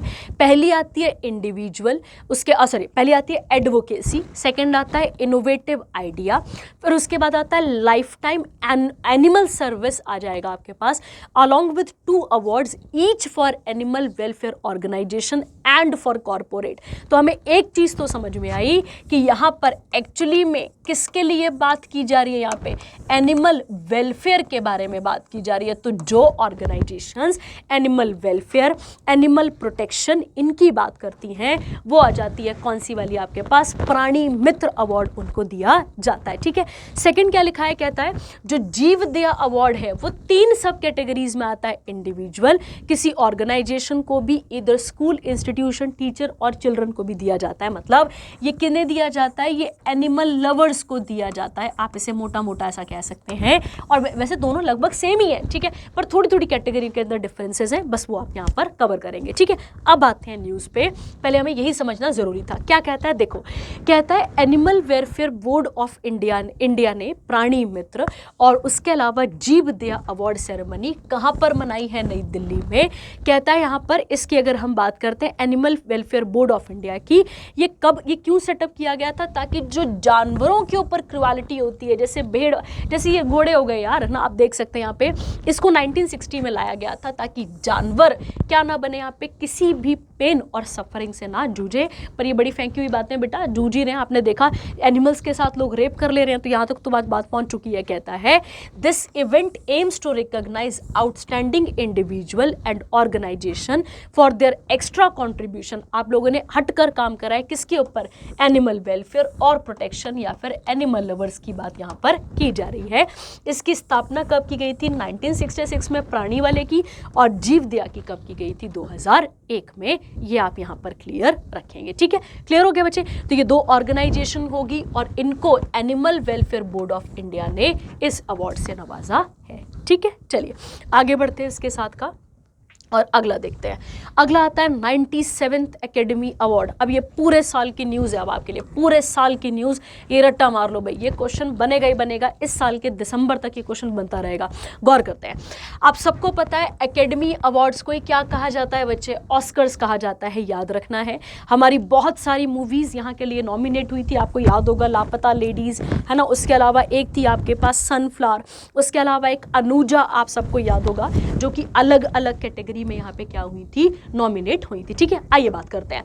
कहता है 97th जो एकेडमी अवार्ड है वो कहाँ पर हुए हैं? मैंने आपको पहले भी बताया है कहाँ पर होते हैं। डॉल्बी थिएटर हॉलीवुड, और ये कहाँ पर आता है? लॉस एंजलिस में। और इसी लॉस एंजलिस में 2028 के क्या होने वाले हैं बच्चा? समर ओलंपिक्स फिर से होंगे, ठीक है। तो समर ओलंपिक्स इस बार कहाँ पर होंगे? तो लॉस एंजलिस। ये आप यहाँ पर क्लियर रखेंगे। ये वही लॉस एंजलिस है जहाँ भी कुछ दिनों पहले आग लग गई थी, अगर आपको याद होगा तो, ठीक है। कहता है इस एकेडमी अवार्ड को कौन होस्ट करता है? Academy of motion picture arts and sciences इसे क्या करता है? पेश करता है, याद रखना है। कहता है Anora emerged as the biggest winner. क्या है यहाँ पर? कौन सी मूवी बनी है? तो अनोरा जो है एक मूवी आ गई आपके पास, जिसको कितने अवार्ड मिले? यहाँ पे 5 ऑस्कर मिले हैं। और किसके लिए? इंक्लूडिंग बेस्ट पिक्चर, याद रखना है, बेस्ट डायरेक्टर के लिए Sean Baker, best actress Mikey Madison, और उसके अलावा आता है आपके पास best film editing and best writing original screen play के लिए अवार्ड मिला है। उसके अलावा आता है जो एक ब्रूटलिस्ट मूवी है उसको 3 अवार्ड मिले हैं, जिसके अंदर एक बेस्ट एक्टर को मिलता है। बेस्ट एक्टर कौन आते हैं आपके पास? एड्रियन ब्रॉडे। उसके बाद आएगा आपके पास बेस्ट सिनेमेटोग्राफी डेविड जेंक्सन, और एंड बेस्ट ओरिजिनल स्कोर किसको मिलता है? यहाँ पे डेनियल ब्लूमबर्ग को। तो बेटा याद रखना है, एक बात समझो जरा सा, इस ऑस्कर के अंदर फर्दर कैटेगराइजेशन है, उन कैटेगरी के अंदर अलग अलग अवार्ड है, तो ये ध्यान रखना है आपने, ठीक है। ये आप क्लियर रखेंगे। जैसे हमारी इंडियन मूवी का एक गाना था, याद करो, RRR मूवी का गाना था नाटू नाटू, तो वो जो गाना था वो किसके लिए गया था? तो वो बेस्ट ओरिजिनल सॉन्ग के अंदर गया था, ठीक है। ये बात समझ लेना, मतलब अलग अलग वर्जन है इसके।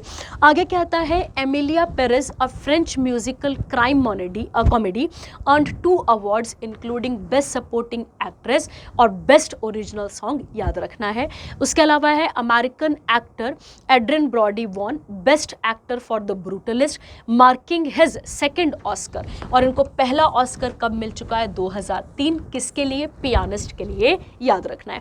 अगला कहता है 97 जो एकेडमी अवार्ड थे वो कितनी कैटेगरी के अंदर थे? 23, याद रखना है। और किन फिल्म को ऑनर कर रहे थे, जो कब के लिए आई थी बच्चा? जो पिछले साल 2024 में आई थी। Comedian Conan O'Brien hosted the ceremony, याद रखेंगे।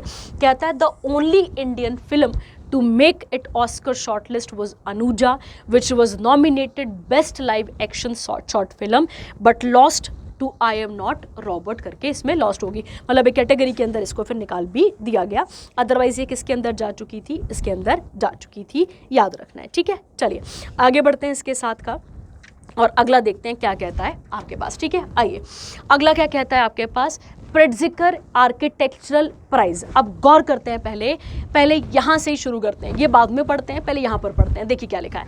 कहता है ये जो प्रिट्ज़कर अवार्ड है आपके पास, ठीक है, प्रिट्ज़कर जो आर्किटेक्चरल प्राइज़ है, इसकी स्थापना 1979 में की गई थी। किसके द्वारा?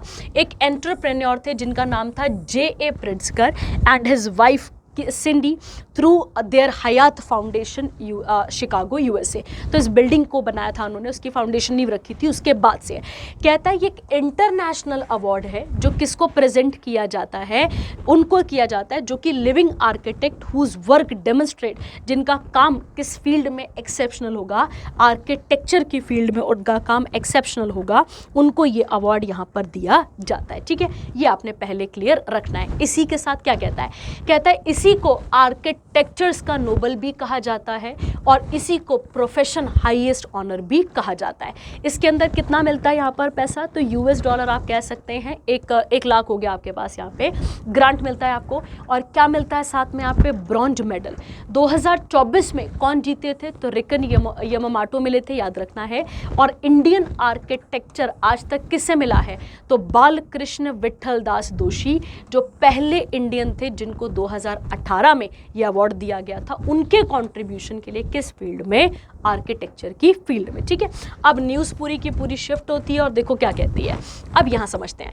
कहता है चाइनीज़ आर्किटेक्ट जिनका नाम क्या आता है? लियो जियाकुन, याद रखना है। इनको 2025 का प्रिट्ज़कर आर्किटेक्चर अवार्ड दिया गया है। ठीक है, याद रखना है। उसके बाद है लिया जियाकुन बिकेम द 54th लॉरेट, और दूसरे चाइनीज़ व्यक्ति बनते हैं जिनको इस प्रकार का अवार्ड दिया गया। तो इनसे पहले किसको दिया गया है? वांगशू, याद रखना है 2012 में। ठीक है, चलिए तो कंप्लीट होता है आपके पास एक और इम्पॉर्टेंट सेक्शन, और अब हम बढ़ते हैं अगले सेक्शन पे जिसका नाम क्या आता है?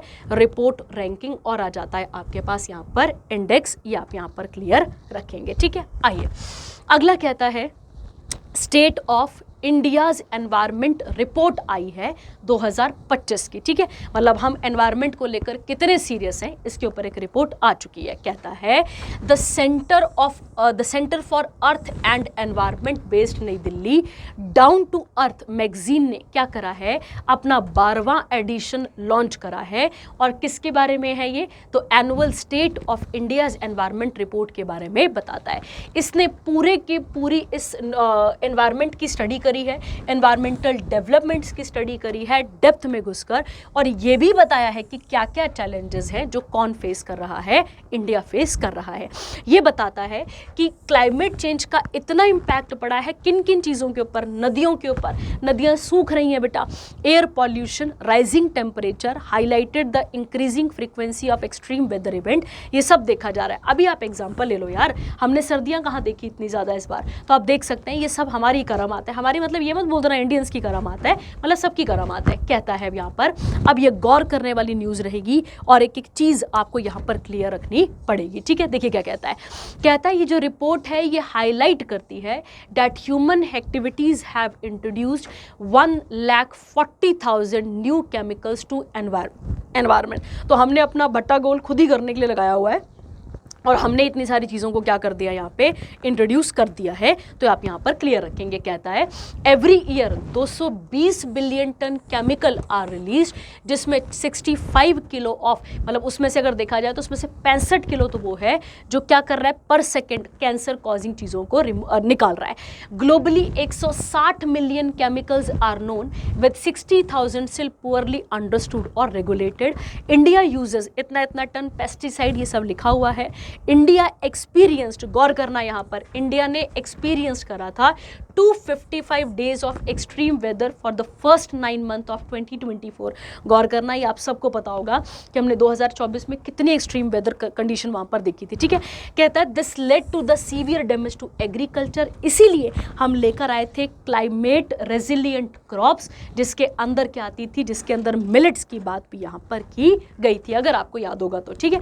कहता है this the year 2024 was the hottest ever recorded with global temperature 1.60 degree Celsius higher than pre industrial level, ठीक है। तो ये आप यहाँ पर गौर करेंगे, ये बेटा हमारी करामाते हैं, ये हम ही कर रहे हैं सब कुछ, ठीक है। अगला आता है यस बैंक ने टॉप कर लिया है किसमें, S&P global corporate sustainability assessment हुआ, उसके अंदर टॉप कर लिया है, ठीक है। गौर करते हैं, समझते हैं कि क्या इसके अंदर यहाँ पर लिखा गया है, ठीक है। आइए, कहता है बच्चे यहाँ पर USA based S&P global release करा गया है, ये कॉर्पोरेट मतलब इन सब चीज़ों के लिए किया जाता है। और इसका अगर हम बात करें, इसमें जो यस बैंक लिमिटेड है वो इंडिया का हाईएस्ट रेटेड बैंक निकलता है, किसके लिए, सस्टेनेबिलिटी के लिए, मतलब सस्टेनेबल डेवलपमेंट की ही यहाँ पर बात की जा रही है, ठीक है। कहता है yes bank achieved CSA score, कितना स्कोर आया यहाँ पर, अब 100 से इसकी मार्किंग होती है और 72 का स्कोर इसने यहाँ पर कर रखा है। इस बैंक की अगर हम बात करते हैं तो bank retained it's a leadership band rating, ये भी इसके पास है यहाँ पर, क्योंकि इसने किस पे काम करा है, स्ट्रॉन्ग क्लाइमेट रिस्क मैनेजमेंट और डिस्क्लोजर प्रैक्टिसेस पे काम यहाँ पर करा है। तो सीधी सीधी बात किस पे हो रही है, यहाँ पर क्लाइमेट के ऊपर बात यहाँ पर की जा रही है, ठीक है। अगला कहता है CSA evaluate up to 1000 environmental social governance indicator, और कौन कौन से एरिया कवर होते हैं इसके अंदर, climate strategy, financial inclusion, human capital development और कॉर्पोरेट गवर्नेंस, ये सब इसके अंदर कवर किए जाते हैं। कहता है अगर हम बात करें, ये आप इसके साथ देख लेंगे, इतना काम का नहीं है, अब ये भी इतना काम का नहीं है, बस हमें यस बैंक वाला हमें थोड़ा सा क्लियर रखना पड़ेगा कि क्या हमारे पास पेपर में क्वेश्चन बन सकता है, ठीक है। आइए अगला देखते हैं। अगला कहता है रिवराइन डॉल्फिन एस्टिमेशन रिपोर्ट। अब मैंने आपको कई बार क्लासेस में, जब मैं आपको रिवर्स वाला एक टॉपिक बताती हूँ, तो मैंने आपको कई बार कहा कि गंगा नदी पर क्या मिलती है, हमें डॉल्फिन देखने को मिलती है, ठीक है। वैसे डॉल्फिन हमें इंडस में भी देखने को मिलती है, पर बात करते हैं यहाँ पर और समझते हैं क्या लिखा हुआ है। देखो गौर करना, कहता है प्राइम मिनिस्टर नरेंद्र मोदी ने इंडिया की पहली नदी के अंदर रहने वाली डॉल्फिन एस्टिमेशन रिपोर्ट को यहाँ पर पेश करा है। और कहाँ विजिट मतलब कब पेश करा, जब वो कहाँ गए हुए थे, गिर नेशनल पार्क। आप सबको पता है Gir is the home of Asiatic lion, आप सबको पता होना चाहिए किसका घर माना जाता है, ये एशियाटिक लायन का क्या माना जाता है, घर माना जाता है। और उसी के साथ उन्होंने 7वीं मीटिंग को हेड करा, किसकी मीटिंग चल रही थी, national board for wild life के बारे में बातचीत चल रही थी, ठीक है। क्यों, क्योंकि इसी दिन हम हर साल 3 मार्च को क्या मनाते हैं, वर्ल्ड वाइल्ड लाइफ डे मनाते हैं, ये आपने यहाँ पर याद रखना है, ठीक है। अगर इस रिपोर्ट की माने तो 6327 क्या मिलती है हमें, रिवराइन डॉल्फिन मिलती है 28 नदियों के अंदर और 8 राज्यों में हमें देखने को मिलती है। कहता है 6324, ध्यान रखना 27 लिखा था यहाँ पे, 24 डॉल्फिन हमें गंगा और ब्रह्मपुत्रा नदी बेसिन में देखने को मिलती है। जो बची 3 वो कहाँ मिलती है, इंडस रिवर डॉल्फिन, मतलब जो 3 इंडस रिवर डॉल्फिन है वो हमें कहाँ मिलती हैं, ब्यास रिवर बेसिन पंजाब के अंदर देखने को मिलती है। तो दादाग, तो इनकी जो स्ट्रेंथ है बच्चा वो कम ही है, ये गौर करने वाली बात है, जो कि मतलब एक बड़ा सीरियस कॉज आपको देखने को मिल जाता है, ठीक है। उसके अलावा अगर आप सबको पता होगा तो इस डॉल्फिन को हम अपना नेशनल एक्वेटिक एनिमल भी लिखते हैं, ठीक है। क्या कहते हैं बच्चा इसको? हम नेशनल एक्वेटिक एनिमल भी कहते हैं। ये आपको यहाँ पर क्लियर रखना है, ठीक है। उसके अलावा हम एक डॉल्फिन डे भी मनाते हैं। वो कब मनाते हैं? तो वैसे गंगा रिवर डॉल्फिन डे मनाते हैं, और वो कब मनाया जाता है? तो 5 अक्टूबर को हम इस डे को सेलिब्रेट करते हैं, ताकि हम डॉल्फिन की प्रोटेक्शन, इन सब चीज़ों के बारे में यहाँ पर बात कर सके, ठीक है। आइए अगला कहता है इसके साथ का, इसी में साथ में आगे लिखा हुआ है असम, राजस्थान, मध्य प्रदेश, पंजाब और यूटी में देखा जाए तो लक्षद्वीप, ये वो एरियाज है जहां पर डॉल्फिन हॉटस्पॉट स्टेट आप इसे कह सकते हैं। यूपी में कितनी है? तो 2397 डॉल्फिन है। उसके अलावा आप देख लेंगे, उसके अलावा बिहार, फिर वेस्ट बंगाल, फिर असम आपको देखने को मिल जाता है। कहता है ये national board for wild life कब बना था? तो आपको याद रखना है किसके अंदर बना है? तो वाइल्ड लाइफ प्रोटेक्शन एक्ट 1972 के अंदर बना था, याद रखना है। ये किसको एडवाइस करता है? तो ये गवर्नमेंट को एडवाइस करता है, किस चीज को बचाने के लिए? वाइल्ड लाइफ कंजर्वेशन, जैसे प्रोजेक्ट टाइगर, जैसे कि project elephant, project rhino, project crocodile, इन सब चीजों को यहाँ पर चलाने की बात करता है। और इसके चेयरपर्सन कौन होते हैं? तो जो प्रधानमंत्री होते हैं वो इसके चेयरपर्सन आपको देखने को मिलते हैं, ठीक है। चलिए अगला आता है फोर्ब्स की हाईएस्ट पेड एक्टर लिस्ट आ चुकी है, और इसके अकॉर्डिंग कौन कौन से एक्टर हाईएस्ट पेड माने जाते हैं उनके बारे में बात कर लेते हैं। तो अमेरिका के एक्टर और रेसलर, क्या नाम आता है इनका? डायने डॉगलस जॉनसन, जिनको द रॉक भी कहा जाता है, इनका टॉप पोजीशन आपको देखने को मिलता है, ठीक है। ये क्लियर हो गया। उसके अलावा कहता है कैनेडियन अमेरिकन एक्टर और फिल्म प्रोड्यूसर, क्या नाम है? Ryan Rodney Reynolds. अगर हम बात करें, इनका रैंक सेकंड आता है, और इनकी मूवी तो आप देख लेंगे कि क्या क्या नाम है, मूवीज के नाम आप खुद देख लेंगे, इसमें कोई ज्यादा कराने वाली बात नहीं है, ठीक है। और उसके अलावा अगला कहता है American comedian and actor Kevin Darnell Hart, इनका थर्ड पोजीशन आपको देखने को मिलता है। और उसके अलावा एक्ट्रेस निकोले मैरी किडमैन, ये क्या आती है? हाईएस्ट पेड एक्ट्रेस ऑफ 2024, याद रखेंगे। रैंकिंग क्या है? 8th ओवरऑल, और कितना यूएस डॉलर मिलियन लिखा गया है? 31। तो सीधे फैक्चुअल है, इसमें ज्यादा कुछ करने की जरूरत नहीं है। अगला आता है ब्रांड फाइनेंस आईटी सर्विस 2025 की रैंकिंग आ चुकी है, ठीक है।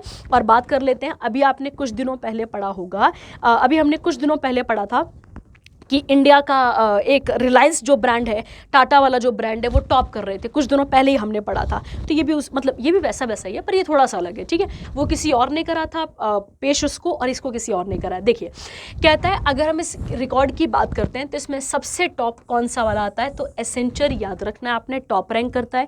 जो टाटा कंसल्टेंसी है वो सेकेंड रैंक करता है, और हमारा इन्फोसिस क्या रैंक करता है? यहाँ पर थर्ड रैंक करता है। ये आपने यहाँ पर क्लियर रखना है, ठीक है। अगर हम इसके बारे में बात करें तो कहता है, उसके बाद इंडिया का जो हेक्सावेयर टेक्नोलॉजी लिमिटेड है, वो भी इसके अंदर 24वां रैंक बनाता है। अब ये रैंक करती क्या है? तो ये रैंक एक्चुअली में किन किन चीज़ों के बारे में बताती है कि उस ब्रांड की वैल्यू कितनी है, नाम कितना है उसका, उसके अलावा उसकी मार्केट में क्या वैल्यू है, फाइनेंशियली वो परफॉर्मेंस कैसे देता है, और report evaluates brand perception, investment, business performance in IT service sector. तो इन सब चीज़ों के बारे में बताता है। अगली आ गई अमीरी की रिपोर्ट। अमीरी की रिपोर्ट मतलब वेल्दी रिपोर्ट आ गई आपके पास। इसमें क्या क्या चीज़ें आती हैं वो समझ लेते हैं। कहता है London based global property consultant firm, जिसका नाम क्या है? नाइट फ्रैंक, इसने अपनी 19वीं एडिशन को पेश करा है, जिसका नाम है द वेल्थ रिपोर्ट 2025, याद रखेंगे। इस रिपोर्ट के अकॉर्डिंग इंडिया की 4th पोजीशन है पूरे ग्लोबली, जिसमें कितना लिखा है? 85,698 हाई नेटवर्थ इंडिविजुअल देखने को मिलते हैं, ठीक है। उसके अलावा इंडिया की अगर आप बात करें तो इंडिया 3.7% वेल्दी इंडिविजुअल्स की बात करता है, कहां पर? पूरे के पूरे ग्लोब में, ठीक है। बाकी हमें नहीं याद रखना है इसके बाद का, यूएसए तो टॉप ही करेगा, हम सबको पता ही है, ठीक है। यूएसए ने टॉप करा है। उसके बाद सेकंड नंबर पे कौन है? चाइना। थर्ड पे कौन आ गया? जापान। फोर्थ में इंडिया आ गया, और फिफ्थ में आपके पास आ जाएगा जर्मनी, ठीक है।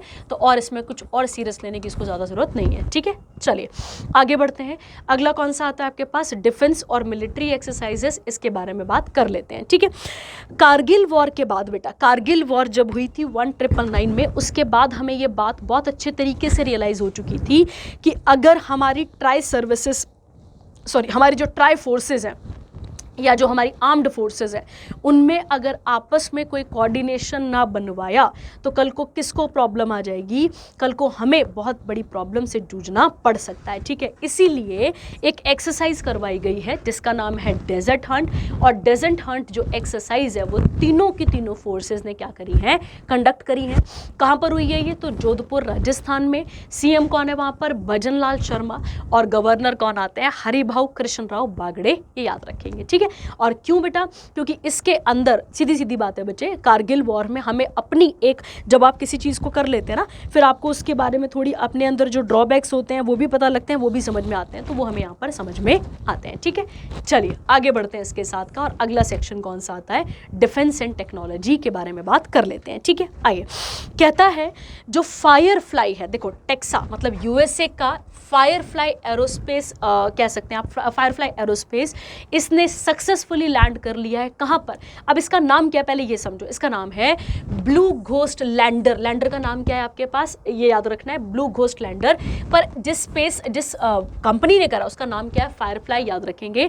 और इसने कहाँ पर, ये कहाँ पर पहुंचा है, तो ये मून की सतह पर पहुंच चुका है एक स्टेबल पोस्चर में, और ये कंपनी का पहला अटेम्प्ट था और उसमें वो सक्सेसफुल हो चुकी है। ठीक है, ये ब्लू घोस्ट मिशन 1 को ही हम घोस्ट राइडर भी कहते हैं, जो स्काई में गया है, मतलब जो स्काई में जा रहा है, and is the first commercial firm जो कि कहाँ जाएगी, जिसने सक्सेसफुली सॉफ्ट लैंडिंग करी है मून पे, जैसे हमने चंद्रयान वगैरह करा था, ठीक वैसी आप इसे यहाँ पर समझ सकते हैं। ठीक है, ये जो ब्लू घोस्ट लूनर लैंडर है बेटा, ये अपने साथ बहुत सारे इक्विपमेंट्स लेकर गया हुआ है। ठीक है, ताकि हम वहाँ जाकर, मतलब मून की जो क्या बोल सकते हैं, वहाँ पर मिट्टी है उसकी टेस्टिंग, बाकी सब चीज़ों के बारे में डेटा हमारे पास ला सके। कहता है कि जो ब्लू घोस्ट लैंडर है, standing about 2 meter tall, touch down the moon's near side, near आ जाएगा आपके पास Mons Latreille, an ancient volcanic feature, इसके पास आकर यहाँ पर रुक चुका है,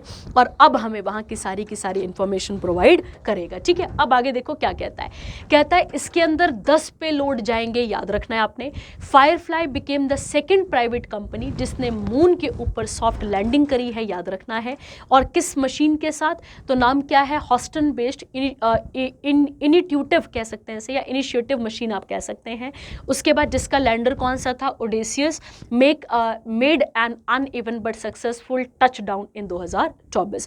तो अगर हम फरवरी 25 की बात करते हैं तो Russia, USA, China, India, Japan है जिन्होंने अभी तक सक्सेसफुली लैंडिंग करी है, कहाँ पर, मून की एक सतह पर। ठीक है, चलिए अगली वाली न्यूज़ भी कौन सी आती है आपके पास, यहाँ पे मून से ही आती है। कहता है बच्चे नोकिया कम बैक कर रहा है। देखो जब नोकिया जा रहा था ना मार्केट से, ठीक है, तो सबने क्या बोला था कि अगर आप अपने आप को अपडेट नहीं करेंगे तो आप नोकिया की तरह डूब जाएंगे, और सही भी कहा था, हमें अपने आप को अपडेट करना बहुत ज़्यादा ज़रूरी होता है। ठीक वैसे ही नोकिया क्या कर रहा है बच्चे, यहाँ पे नोकिया कम बैक कर रहा है, और कम बैक किसके साथ कर रहा है, तो वो नासा के साथ एक पूरा का पूरा कह सकते हैं एक अपना पहला मोबाइल नेटवर्क बनाने जा रहा है। कहाँ पर लॉन्च करेगा अपना पहला मोबाइल नेटवर्क, मून पे करेगा, ये आपने यहाँ पर क्लियर रखना है। ठीक है, ये हमारे स्पेस एक्सप्लोरेशन का एक बहुत इंपॉर्टेंट प्रोग्राम होगा। इसको भी किसका पार्ट आप मान सकते हैं, इनिशिएटिव मशीन्स का पार्ट मान सकते हैं। ये अगर हम बात करें, ये एर्मिटिस प्रोग्राम से भी डील करता है। अगर आपको पता होगा, आर्टेमिस प्रोग्राम वो प्रोग्राम है जो स्पेस एक्सप्लोरेशन के लिए चलाया गया था।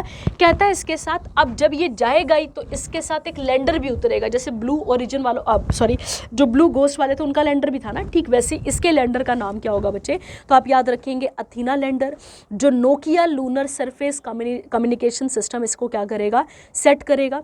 और ये सेल्यूलर टेक्नोलॉजी का यूज़ करके, जैसे अर्थ पे सेल्यूलर टेक्नोलॉजी है वैसे यूज़ करके हमें कहाँ से इंफॉर्मेशन देगा, मून के साथ कनेक्टिविटी बिठाएगा और हमें इंफॉर्मेशन प्रोवाइड करेगा।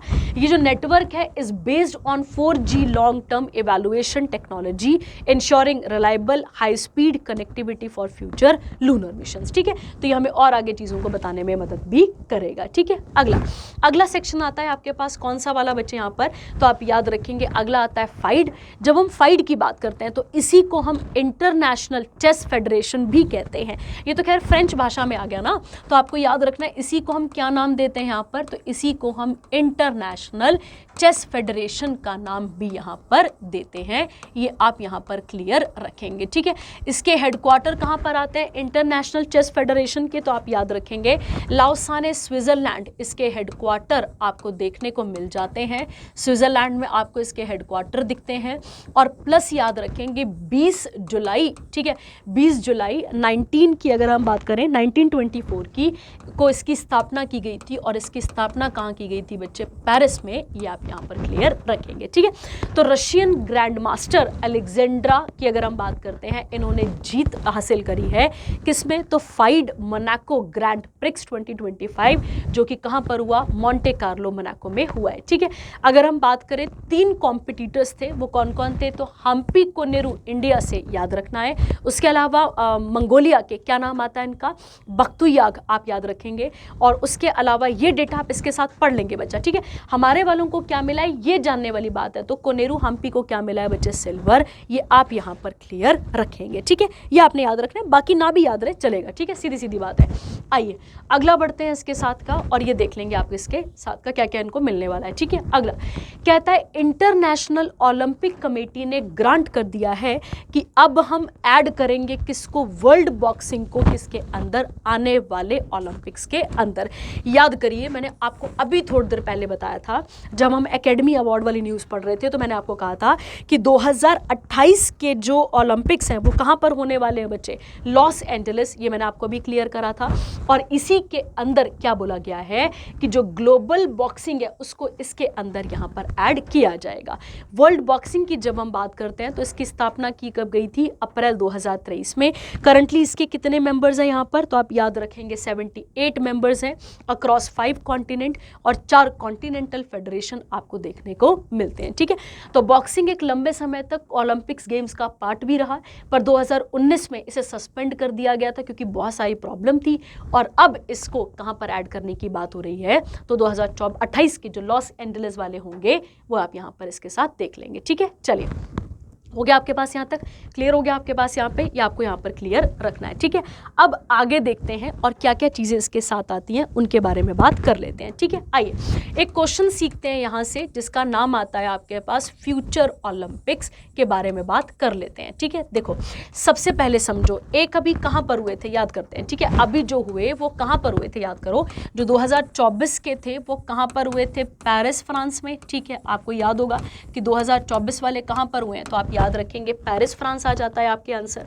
उसके अलावा अगर हम बात करें अब दूसरे, ये कौन से वाले थे, और पेरिस फ्रांस वाले ये समर थे, ये आपने याद रखना है, ठीक है। उसके अलावा जो सेकंड होंगे वो गौर करने वाली बात है, सेकंड कहां पर होंगे, सेकंड होंगे अब 2026 में, जो कि कौन से होंगे बच्चा, जो कि होंगे आपके पास 2026 में विंटर वाले जो होंगे वो कहां पर होंगे, तो वो मिलान इटली में आपको देखने को मिलते हैं, ठीक है। तो मिलान इटली में कौन से वाले होंगे बच्चा, विंटर होंगे, ये आपने यहाँ पर याद रखना है।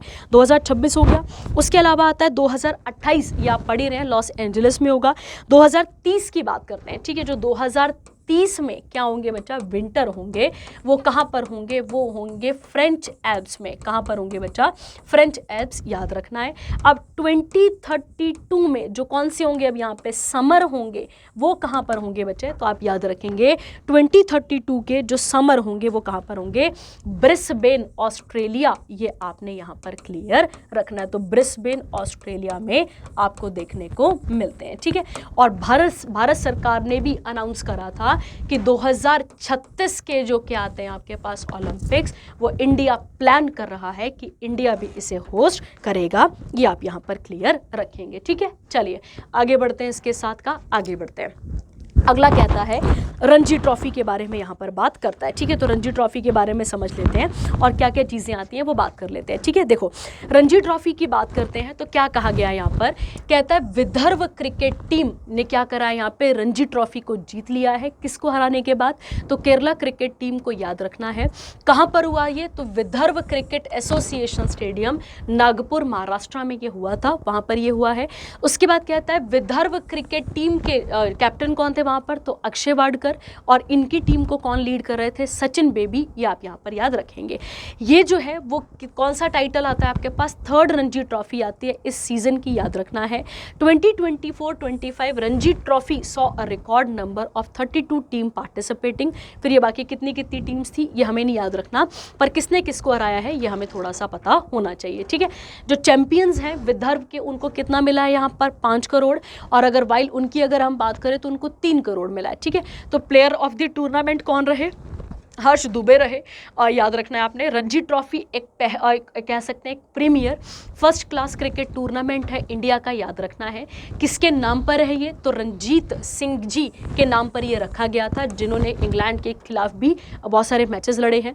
इस टूर्नामेंट की बात करें तो 1934 को शुरू हुआ था। कौन इसे ऑर्गेनाइज करता है? तो BCCI करता है, याद रखना है। It is played in round robin league format और followed by knockout rounds, round leading to the final. और अगर हम बात करें कौन सी वाली टीम ने सबसे ज़्यादा यहाँ पर इसे रिसीव करा है, तो मुंबई। ये आप यहाँ पर क्लियर रखेंगे, ठीक है। चलिए अगला आता है इसके बाद का। अगली फिर से चेस वाली न्यूज़ है। ये हुआ है 38th Cannes international open chess tournament हुआ। ये कहाँ पर हुआ बच्चे? फ्रांस में, याद रखना है। तो इंडियन ग्रैंड मास्टर, क्या नाम आता है इनका? PA इनायन। इन्होंने 38th Cannes international open chess tournament को जीत लिया है। किसे हराया है वहाँ पर? तो V प्रणेश को हराया है, अपने कंपैटिटर को यहाँ पर हराया है, ठीक है। इनकी पहली स्टेज अब इनका पहला रैंक आ जाता है, याद रखेंगे। और इंडिया की जो आराध्या गर्ग, सॉरी, उनका कौन सा रैंक आता है? सेकंड। ये आप यहाँ पर क्लियर रखेंगे, ठीक है। वर्ल्ड जूनियर चेस चैंपियनशिप ये कहाँ पर हुई है? कजाकिस्तान में, जिसमें इतने इतने रैंक इनको देखने को यहाँ पर मिलते हैं, ठीक है। अब इसके साथ एक पॉइंट यहाँ पर लिखा होगा ELO रेटिंग के बारे में। तो ELO रेटिंग सिस्टम क्या होता है बच्चे? एक मेथड होता है जिसमें हम किसके बारे में जान पाते हैं? प्लेयर का स्किल कैसा है उसके बारे में यहाँ पर बात कर लेते हैं, ठीक है। बस इतना काफ़ी है इसमें, और नाम याद आपको रखना पड़ेगा, ठीक है। स्टीव स्मिथ ने क्या कर दिया है बच्चे? यहाँ पे रिटायरमेंट ले ली है वन डे इंटरनेशनल क्रिकेट से, याद रखना है आपने। और आपको पता ही है कि अभी अभी ऑस्ट्रेलिया हार गया था इंडिया से, है ना। तो उसी के बाद की बात यहाँ पर सारी की सारी की जा रही है। तो यहाँ पर उन्होंने रिटायरमेंट ले ली है, ठीक है। पर बाकी मैचेस अभी खेलते रहेंगे, ये आप इसके साथ पढ़ लेंगे पूरा का पूरा, ठीक है। और एक क्वेश्चन जो अभी आपके पेपर ने पूछा था वो ये वाला था कि जो ICC चैंपियनशिप ट्रॉफी 2025 उसे किसने होस्ट करा था? पाकिस्तान, जहाँ पे 3 वेन्यूज़ पाकिस्तान में हुए और एक कहाँ पर हुआ है? दुबई में। ये आप यहाँ पर क्लियर रखेंगे, ठीक है। चलिए आगे बढ़ते हैं। अगला सेक्शन आता है बैंकिंग और इकोनॉमी का। RBI ने पेनल्टी डाल दी है किसके ऊपर? बॉम्बे मर्चेंटाइल और कोऑपरेटिव बैंक लिमिटेड के ऊपर। जब भी कोई बैंक RBI के नॉर्म्स को फुलफिल नहीं करता है तो RBI ऐसा कर देता है, ठीक है। आइए RBI से बनने वाले फैक्ट सीख लेते हैं थोड़े बहुत, ठीक है। देखिए RBI की जब हम बात करते हैं तो RBI को इंडिया का क्या कहा जाता है बच्चे? सेंट्रल बैंक कहा जाता है, याद रखना है आपने। सेकंड आप याद रखेंगे, जब भी हम RBI की बात करेंगे तो RBI का एम्बलम क्या हमें देखने को मिलता है? तो इसका एम्बलम हमें पाम ट्री, याद रखना है आपने, एंड टाइगर हमें देखने को मिलता है। किसका एम्बलम?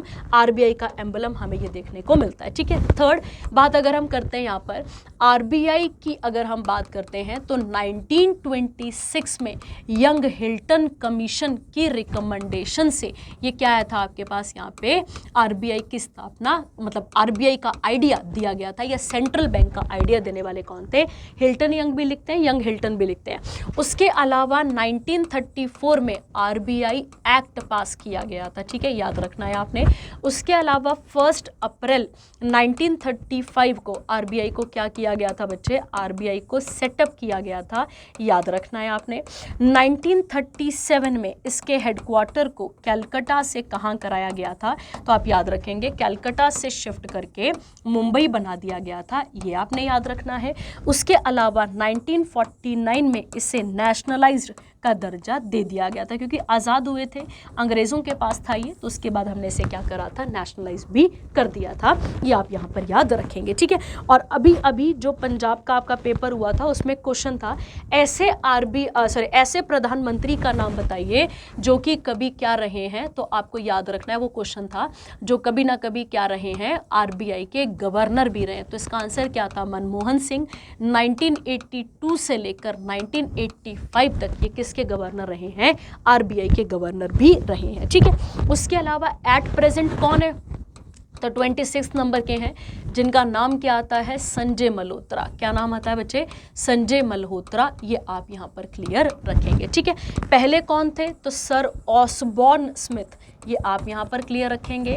और उसके अलावा अगर हम बात करें फर्स्ट इंडियन कौन थे, तो फर्स्ट इंडियन थे CD देशमुख। ये जिस जिस क्लास में मैं गई होंगी वहाँ पर मैंने आपको ज़रूर बताया होगा इसके साथ का क्वेश्चन, ठीक है। चलिए आगे बढ़ते हैं इसके साथ का, और अगला सेक्शन आता है आपके पास डेज का, ठीक है। नेशनल साइंस डे हम किसकी याद में मनाते हैं, तो आपको याद रखना है CV रमन की याद में मनाते हैं, जिनको 1930 में फिजिक्स की फील्ड में क्या दिया गया था बच्चे, नोबेल प्राइज दिया गया था। कौन सी फील्ड में, फिजिक्स में। ये आपने यहाँ पर क्लियर रखना है। क्यों, क्योंकि उन्होंने क्या फाउंड करा था, तो रमन इफेक्ट याद रखना है। और इन्हीं की बर्थ एनिवर्सरी पे हम क्या मनाते हैं बच्चा, नेशनल साइंस डे मनाते हैं। ये आप यहाँ पर क्लियर रखेंगे, ठीक है। बहुत इंपॉर्टेंट पर्सनालिटी है, याद रखना। इन्हीं को हमने 1954 में क्या दिया है बच्चे, भारत रत्न। और अगर आपको पता होगा तो 1954 में ही भारत रत्न बने थे, और 3 लोगों को हमने नवाजा था, जिसमें एक नाम है CV रमन, एक आते हैं डॉक्टर सर्वपल्ली राधाकृष्णन, और एक नाम आपके पास क्या आता है, राधाकृष्णन के अलावा आपके पास डॉक्टर सर्वपल्ली राधाकृष्णन, एक कौन आते हैं, और एक आता है C राजागोपालचारी। ये आप इसके साथ ऐड कर लेंगे, ठीक है। थीम क्या है, empowering Indian youth for global leadership in science and innovation for विकसित भारत। अगला उसके बाद क्या आता है, वर्ल्ड सिविल डिफेंस डे, ठीक है। सिविल डिफेंस मतलब हो गया बच्चे कि हमारी जो हमारी कह सकते हैं आप यहाँ पर सिविल डिफेंस का मतलब हो गया जो हमारी फोर्सेज हैं उनका रोल क्या रहा है हमें बचाने के लिए, ठीक है। तो कहता है इसकी थीम क्या है, civil defence guarantee of security for the population, मतलब हमारी सेफ्टी के लिए इसको यहाँ पर लाया गया है, ठीक है। मतलब ये डेज को सेलिब्रेट इस तरीके से किया जाता है, ठीक है। मतलब अगर मान लो कभी कोई प्रॉब्लम आई होगी, डिजास्टर आया होगा, कोई इमरजेंसी आई होगी, तो हमें बचाने का काम इसने करा होगा, ठीक है। और इसके हेडक्वार्टर वगैरह आप इसके साथ चेक कर लेंगे। अगला आता है सुगमे यात्रा को लॉन्च किया गया है इंटरनेशनल व्हील चेयर डे वाले दिन, ठीक है। इंटरनेशनल व्हील चेयर डे की अगर आप बात करते हैं बेटा, इसे हर साल 1 मार्च को मनाया जाता है। आपको याद होगा जो लोग व्हील चेयर पे होते हैं उनका पार्टिसिपेशन भी हमारी तरह इक्वल रहे, इसीलिए हर जगह पे उनके लिए रैंप वगैरह बनाए जाते हैं। अगर आपने कभी गौर करा होगा, मेट्रोज में होते हैं, हर चीज़ में होते हैं, ताकि इनको अलग ना लगे। और जो लोगों के अंदर मिसकंसेप्शन है कि ये कुछ नहीं कर सकते, ऐसा नहीं हो सकता, वैसा नहीं हो सकता, ये जीवन में कुछ नहीं कर पाएंगे, तो ये जो डिसेबल लोग हैं उनको आगे बढ़ाने के लिए हम ये डे मनाते हैं, ठीक है। तो ये आप यहाँ पर याद रखेंगे। अगला आता है वर्ल्ड वाइल्ड लाइफ डे। याद करो, अभी हमने पीछे इसके बारे में पढ़ा था, तो इसको अगर हम बात करें तो इसे 3 मार्च को हम मनाते हैं। और आप सबको पता है जिसमें फ्लोरा एंड फौना सबकी बात की जाती है।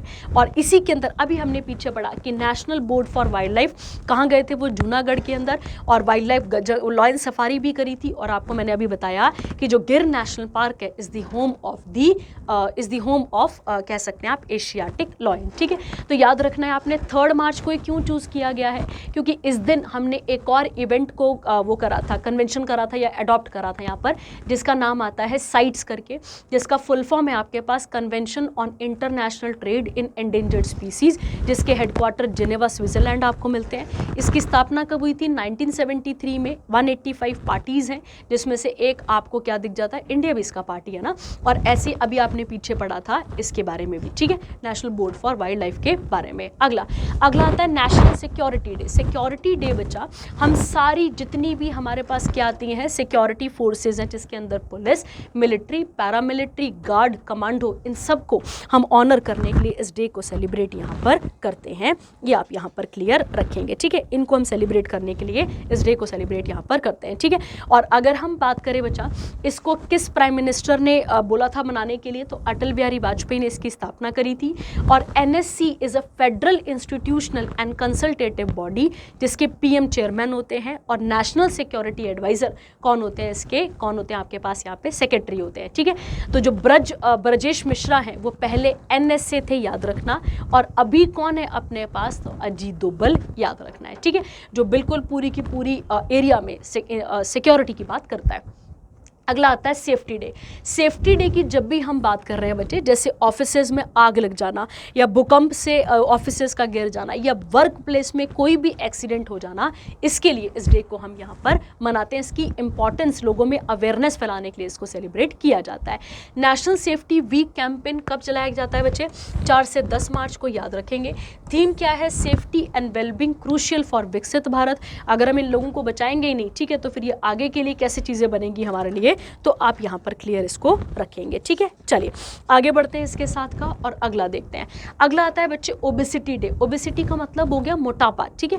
तो क्योंकि जैसे जैसे हमारी बॉडी मोटापे की तरफ बढ़ती जाती है, वैसे वैसे हम प्रॉब्लम्स को या फिर बीमारियों को न्योता देते जाते हैं। तो ये उसी के लिए डे सेलिब्रेट किया जाता है, ताकि लोगों को इसका सॉल्यूशन बताया जा सके।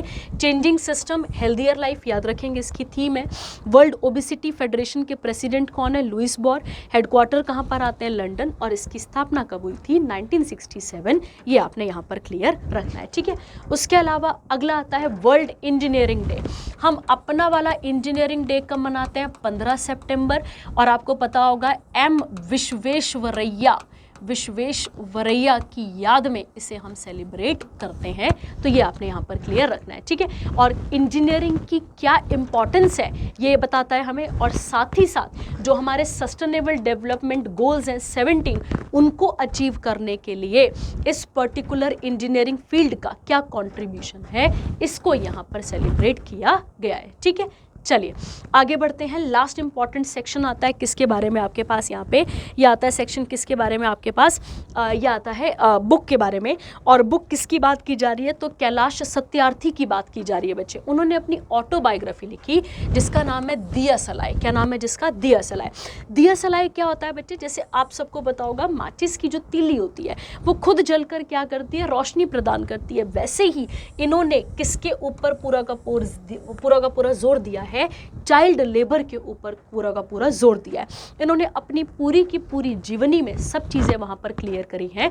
इस बुक को पब्लिश करने वाले कौन हुए? राजकमल। और इसको अटेंड करने वाले, मतलब इस इवेंट में कौन कौन गए थे? तो रामनाथ कोविंद भी थे। और पूरा का पूरा चाइल्ड लेबर के बारे में ये पूरी की पूरी बात बताती है। चाइल्ड लेबर, चाइल्ड एक्सप्लॉयटेशन, छोटी उम्र में, इन सब चीज़ों के बारे में बताती है। इनका जन्म कहाँ पर हुआ था? विदिशा, मध्य प्रदेश में।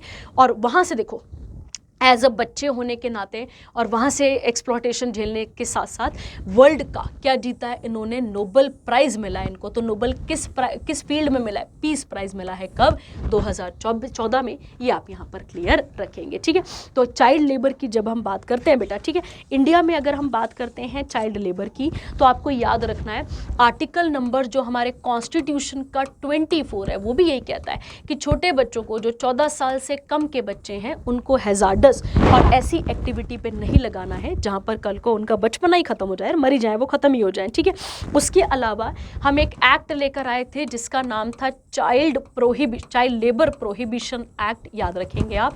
और ये कब आया था? तो ये आया था आपके पास 1986 में, जिसके अंदर समय समय पर अमेंडमेंट की जाती रहती हैं। उसके अलावा एक प्रोग्राम और चलाया गया था जिसका नाम है पेंसिल। क्या चलाया गया था यहाँ पे? पेंसिल, याद रखना है। और ये भी किसके लिए चलाया गया था? ताकि चाइल्ड लेबर या चाइल्ड जो लेबर है उनको क्या किया जा सके? खत्म किया जा सके, ठीक है। तो इसका फुल फॉर्म था platform for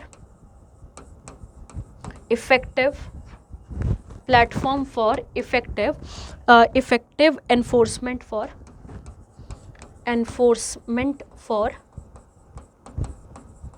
no child labour. ये आप इसके साथ क्लियर रखेंगे, ठीक है। चलिए, तो ये हो गए आपके पास कुछ important current affair. I hope आपको यहाँ तक चीज़ें समझ में आई होंगी। जो भी आपको डाउट रहेगा वो आप पूछ लेंगे। Thank you, have a nice day.